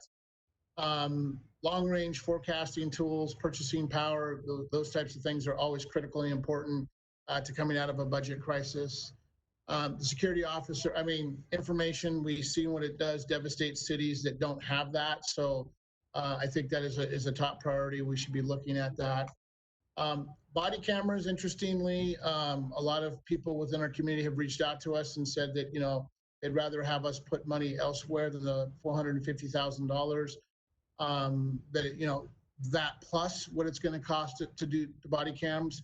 But there's no price you can put on information. So I don't know how that looks, but I would defer to our chief, the experts on that, on what we should do. But we have heard from our community, some not supportive of it. The red light cameras, around schools and children. Obviously, it's a priority right now to keep our kids safe, especially with schools being out. We don't know what's going to happen in fall, but there's definitely a speeding problem throughout our community. Not just around schools, but throughout our entire community. I've heard from many members of the community about speeds that are in excess of 50 to 60 miles an hour on roads that are 25 miles an hour throughout our city. So I think finding some solution there would be important. Community court funding. I just talked about the courts. RPC had a meeting talking about courts. Courts are finding it very difficult to fund. I did bring up the fact that we've had more participation with being virtual, but definitely I think that's important that we at least look at that opportunity. Fire and EMS, if there is any opportunity to explore joint contracts, whatever it may be, to be fiscally responsible there, wholeheartedly think that we should be doing that. Update the downtown sub-area plan. We need to find ways to get our downtown done. So whatever we've got to do to work on that, I don't know budget-wise what that's going to be, but at least have the opportunity to work on it. Funding the downtown EIS, the long-range planner, I think is critically important. But any opportunities, I guess I would say, for public-private partnerships, I think is going to be important also as we go through the long-term planning. And I would close with saying that I don't know what's going to happen with phase 2, phase 3, phase 4, whatever it may be. But I believe that if we want to find ways to partner with nonprofits or other organizations to help human services, to help youth in all areas, whether it be a sports field or whatever it might be, I think that community engagement piece is going to be critical for us to find out what our community needs are and how we can actually help and benefit the people within Bothell. So I think city manager, I think the list is fabulous. I think council members have had also some wonderful ideas of additions. But I think if we can kind of figure out ways to manage this and be fiscally responsible for our community, and I know you're doing that, and everybody at the city's doing that.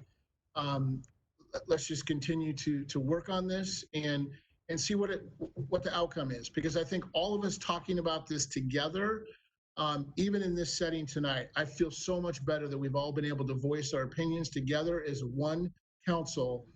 I think just that, I often heard the former mayor Andy say, mix that sausage up and you get the perfect link. It is all of us together, talking together, working together, that's going to get that perfect link that we can all enjoy. So thank you.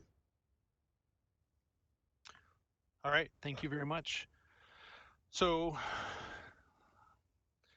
I'm gonna say everyone's had some great points here, and I agree with just about everything everyone's saying. I think there's a lot of commonality with what we're saying here. I think focusing on big bang for your buck kind of items, the red light cameras, they should be revenue neutral, but provide us the safety, reducing the need for police officers to fill that role. As well as just our fiscal stability. I know it's a lot of these items here land within that. The only thing on the list is the purchasing of the body cameras.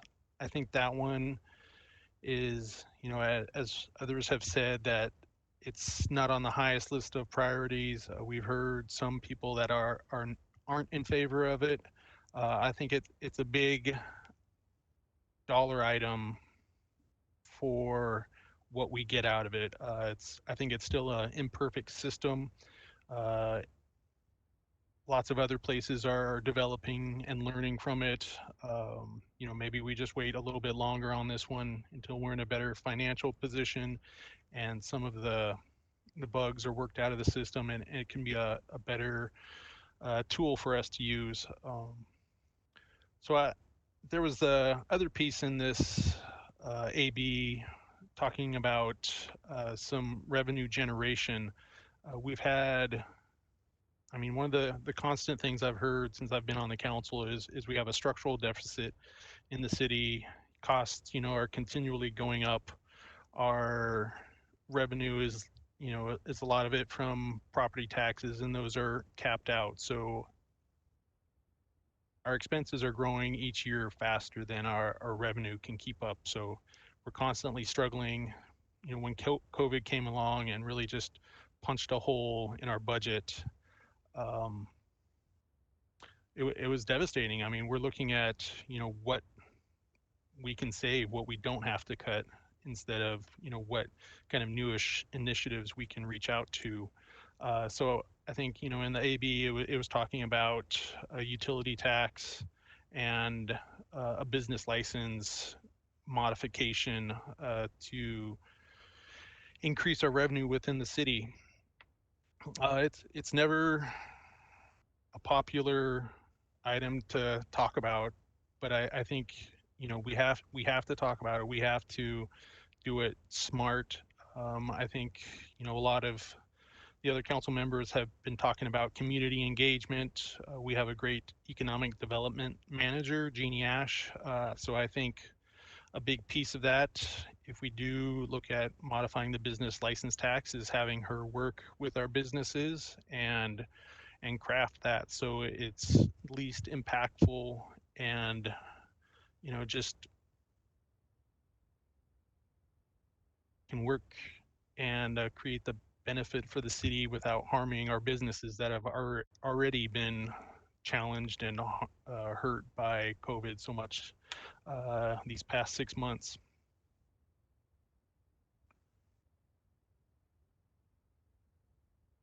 So yeah, I'll stop with that. City manager, is that getting you what we're needing for our priorities for you and your staff to take back and and then digest and work on in the next couple months. Yes, that's great. Thank you, Mayor.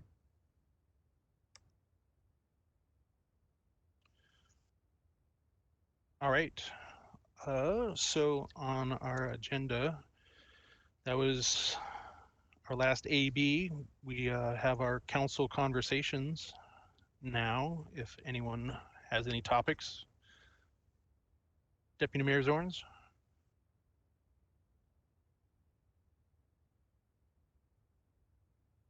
Okay, no.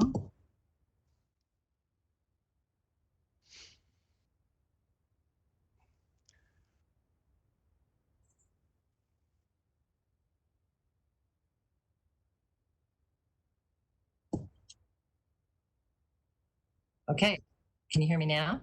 Oh, now we're off again. Wait, now I'm on. This poor little baby needs a vacation. We were all, I think our city manager said that last week brought us to our knees. And it did. And so I would like to toss out to council and see, we know the heroism of our police department, and we know the heroism of the people who live in Bothell. And the community has been talking about wanting to also recognize officially. I know the police want to, and I'm sure the families would appreciate it. I wish that there's a way that we could say thank you to both families of officers who were impacted in a way that fixed everything, and we can't.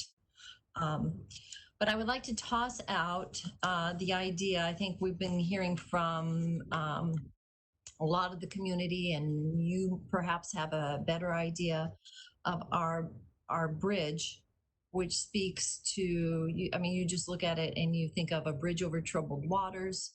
You think of a bridge as linking two shores together that wouldn't normally meet. And I would like to toss out the idea of naming our new bridge after Officer Shoup. And if you have other ideas, put them on the table. But this is really our last chance to talk before September. I know we're not going to forget, but this is right here for the talking, and I wanted to see how you all felt about it. Councilmember Agnew. Thank you. Yeah, I've also read the emails that we've had, and I was thinking, we've got like a veterans memorial over on Bothell Landing. Nobody even knows it's there. If we're going to dedicate something to Officer Shoup, why don't we dedicate the police station?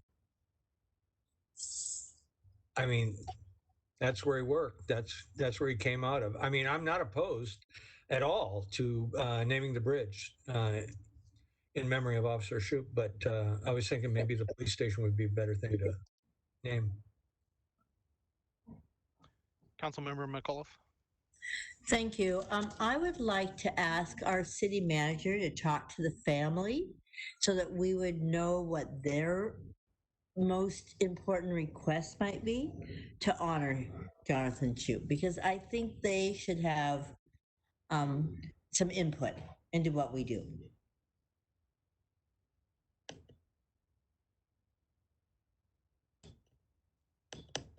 Councilmember Dewar. Thank you, Mayor. Yeah, I think Rosemary's, our Councilmember McAuliffe's idea is a really good one. I've been to the memorial, I don't know, a handful of times, and every time I'm so moved by the outpouring of love from the community, and they clearly want a way to remember and not let his death be in vain. And so I'm not opposed at all to naming the bridge, but I think it is more sensitive, as Councilmember McAuliffe said, to reach out to the family and maybe they have thoughts about that. So I appreciate that input.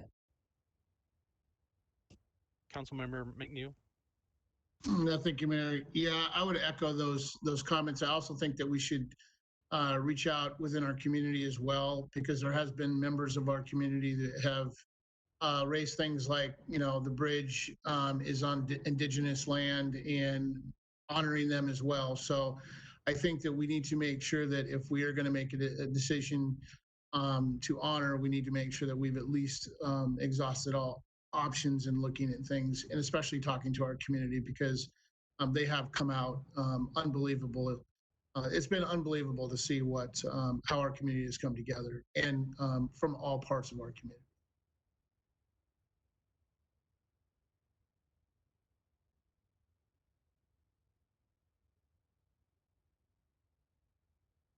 So can I keep going? Go for it. If Deputy Mayor's done. So I wanted to just say that if we're going to be demoing the bridge, it'd be kind of cool if that bridge was in a place where I could take a little piece of it, or people in the community could take a little piece of it to remember it, because that bridge is very sentimental and has a lot of memories. So I don't know if that's even possible, but if it were to be possible, it'd be kind of a cool thing to have a little souvenir of that bridge that's been near and dear to us for so long.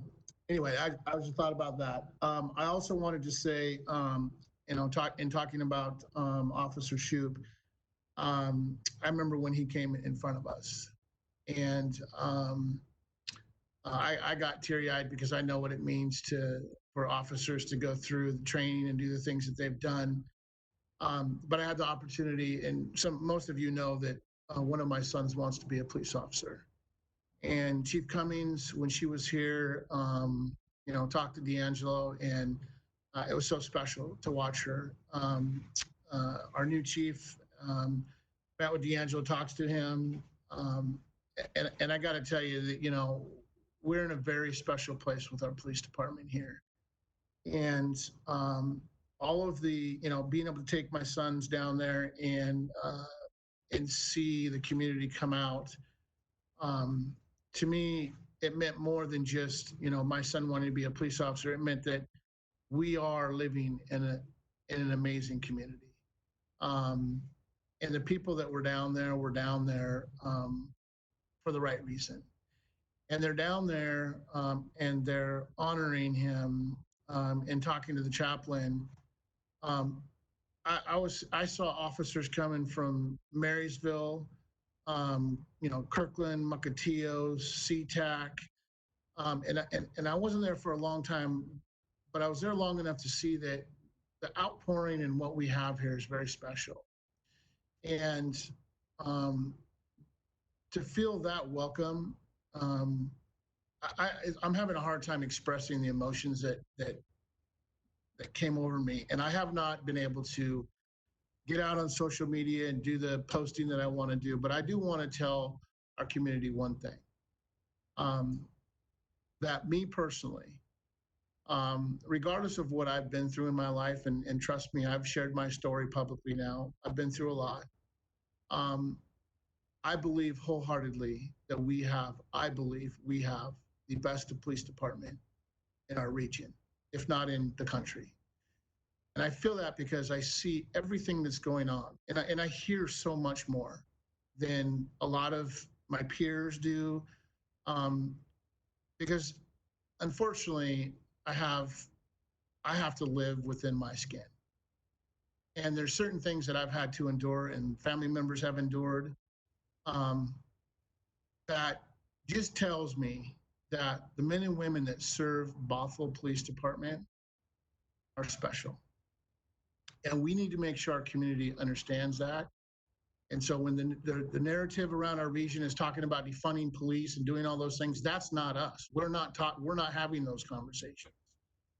And I hope that the rest of council can say the words publicly as much as they possibly can, how much, and I know you guys do, how much we support not only our police department, our fire department, and our city for all the work that they do for us. Because, I live here, I love living here, I love where I live. And at this point in my life, I don't want to be anywhere else because I'm safe here. So to the community of Bothell, I just want you to know, for me personally, how much I love my city, I love every single person that works under the city hall right now. The city manager has, it's unbelievable, the staff that she has assembled and the people that are in that building. The fire chief, every time I've talked to him, it's all about public safety, and our police chief. And I'm sorry I'm taking a long time, but I think it needs to just be said. Together, we're better. But when we don't talk together, we don't do things together, we don't celebrate each other together, we're just like the national narrative. And I am, I want to say I'm so sick and tired of the labels of you're Democrat, you're Republican, you're black, you're white, you're red, you're blue, you're liberal, you're conservative. We all live in this community, and we all, whether we want to or not, we're all the same. And we have to find a way to just show our community how well we can get along, and how much we respect them, because they put us here. And I don't believe they want anything more than for us to represent them the way I believe we would want someone to represent. So thank you for allowing me the amount of time that I took tonight with this, but I think it's important that it be said how good we have it here in Bothell with everybody who works on behalf of the community of Bothell.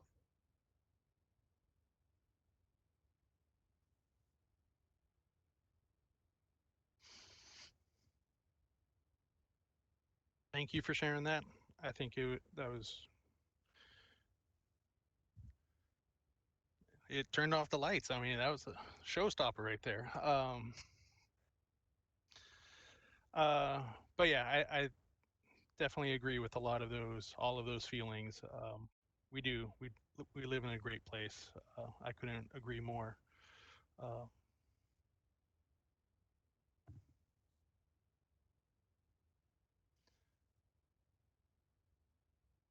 Councilmember Agnew. Can we move on, or are we continuing this? Because one thing I want to say is it was very well said, Councilmember McNeil, very well said. And I think most of us feel the same way. I've had the privilege of working with a lot of the police officers in this county and a lot of police officers and firefighters in this county. And I agree with you. I think our police department is one of the best departments I've ever seen in my life. And I spent 40 years in the street. They're professional. They're excellent. They treat everybody with respect. You couldn't ask for much more. And I like Councilmember McNeil. I'm very proud to be in this city.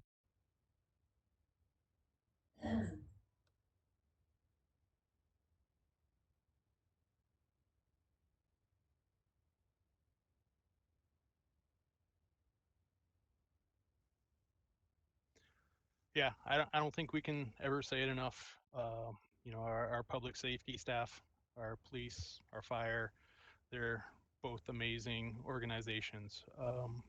And yeah, I mean, they have my full support. Continue doing whatever I can for them. Councilmember McAuliffe.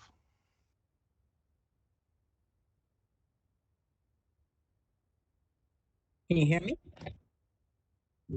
All right. I just want to also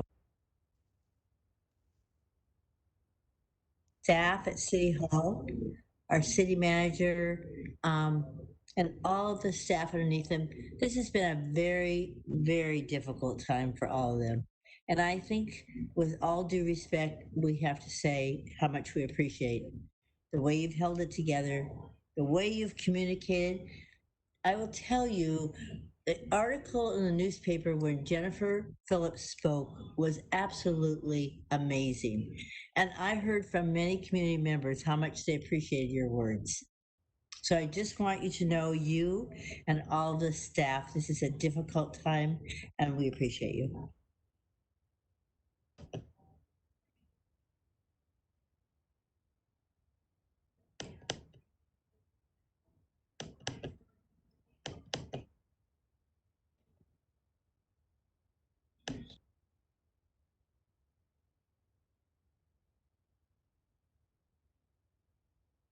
Councilmember Agnew.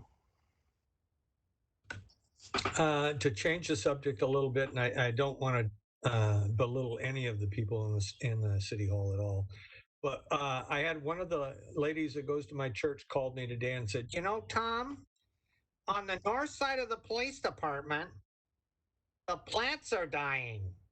Now, I'd be happy to come over and water them. Can we get a volunteer group together to get and water these plants and keep these up? And she was dead serious. And I promised her that I would mention it tonight at council.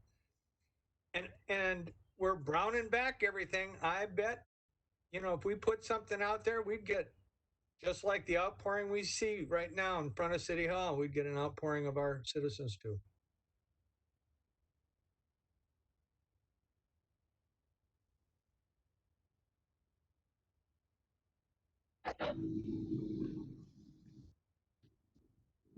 Councilmember McNeil. By the way, the dog park is amazing to drive by there and see all the people there. Loving it, enjoying it. It is just incredible. Yeah, if you guys don't have a dog, you should go get one just so you can go out there and see your dog play. That's the best thing. I got a little 10-month-old. I don't want to say little. He's not little anymore, but yeah, 10-month-old dog, and he's having a great old time out there, meeting all sorts of new dogs. It's good for your soul out there. I'll say that. Councilmember or Deputy Mayor Zorns. Along what Councilmember Agnew said, I was at the dog park last week and I saw a certain mayor doing a random act of kindness, grabbing dog poop that had been left behind.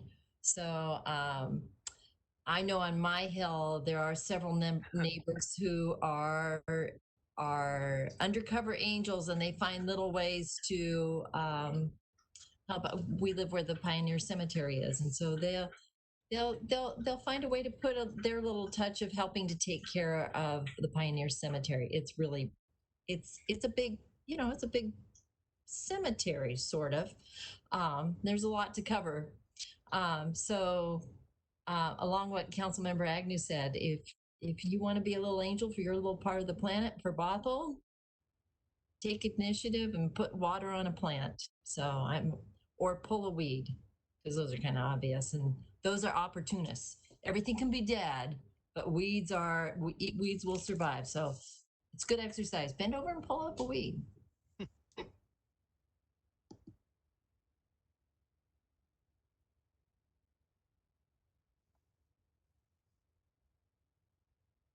really like the range of topics tonight. It's all over the place.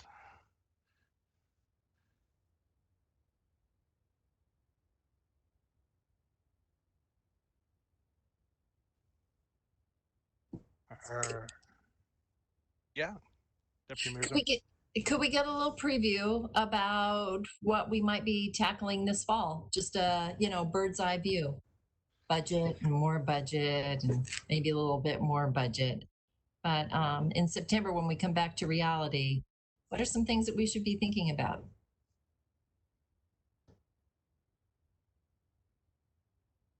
Yeah, I think you nailed it. I mean, I think once we come back this fall, that's going to be one of, if not the biggest lift for us, just continuing what the city manager and her staff brings back. So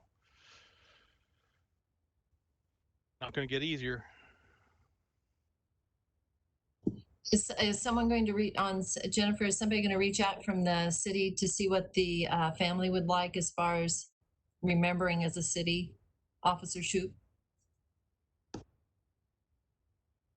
Not really supposed to speak during council conversation, but of course we will.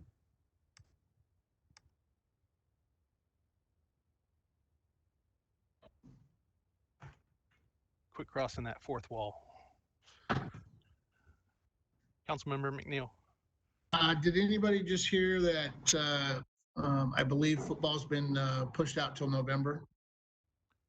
They canceled all sports until end of all sports in spring have been canceled until November. Did anybody hear that? I haven't heard it yet. Nope. Councilmember Dewar.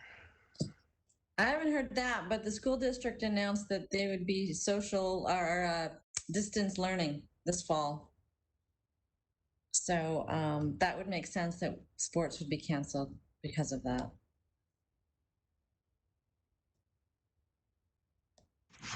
Thank you.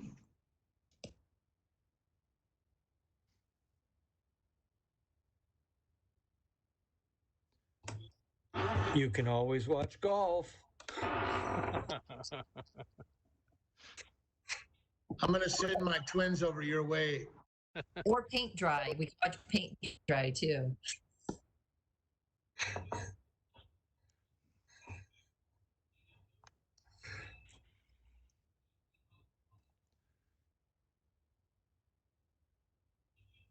Councilmember Dewar. Unless anybody has anything else, I thought I would put us out of our misery and motion for the adjournment of the meeting and wish everyone a really great August break. Do I have a second? All right, Deputy Mayor Zorns. All right, looks like we all in agreement, everyone nodding, thumbs up, big waving. All right, have a great night. Have a great August. Take care, everybody. Everybody.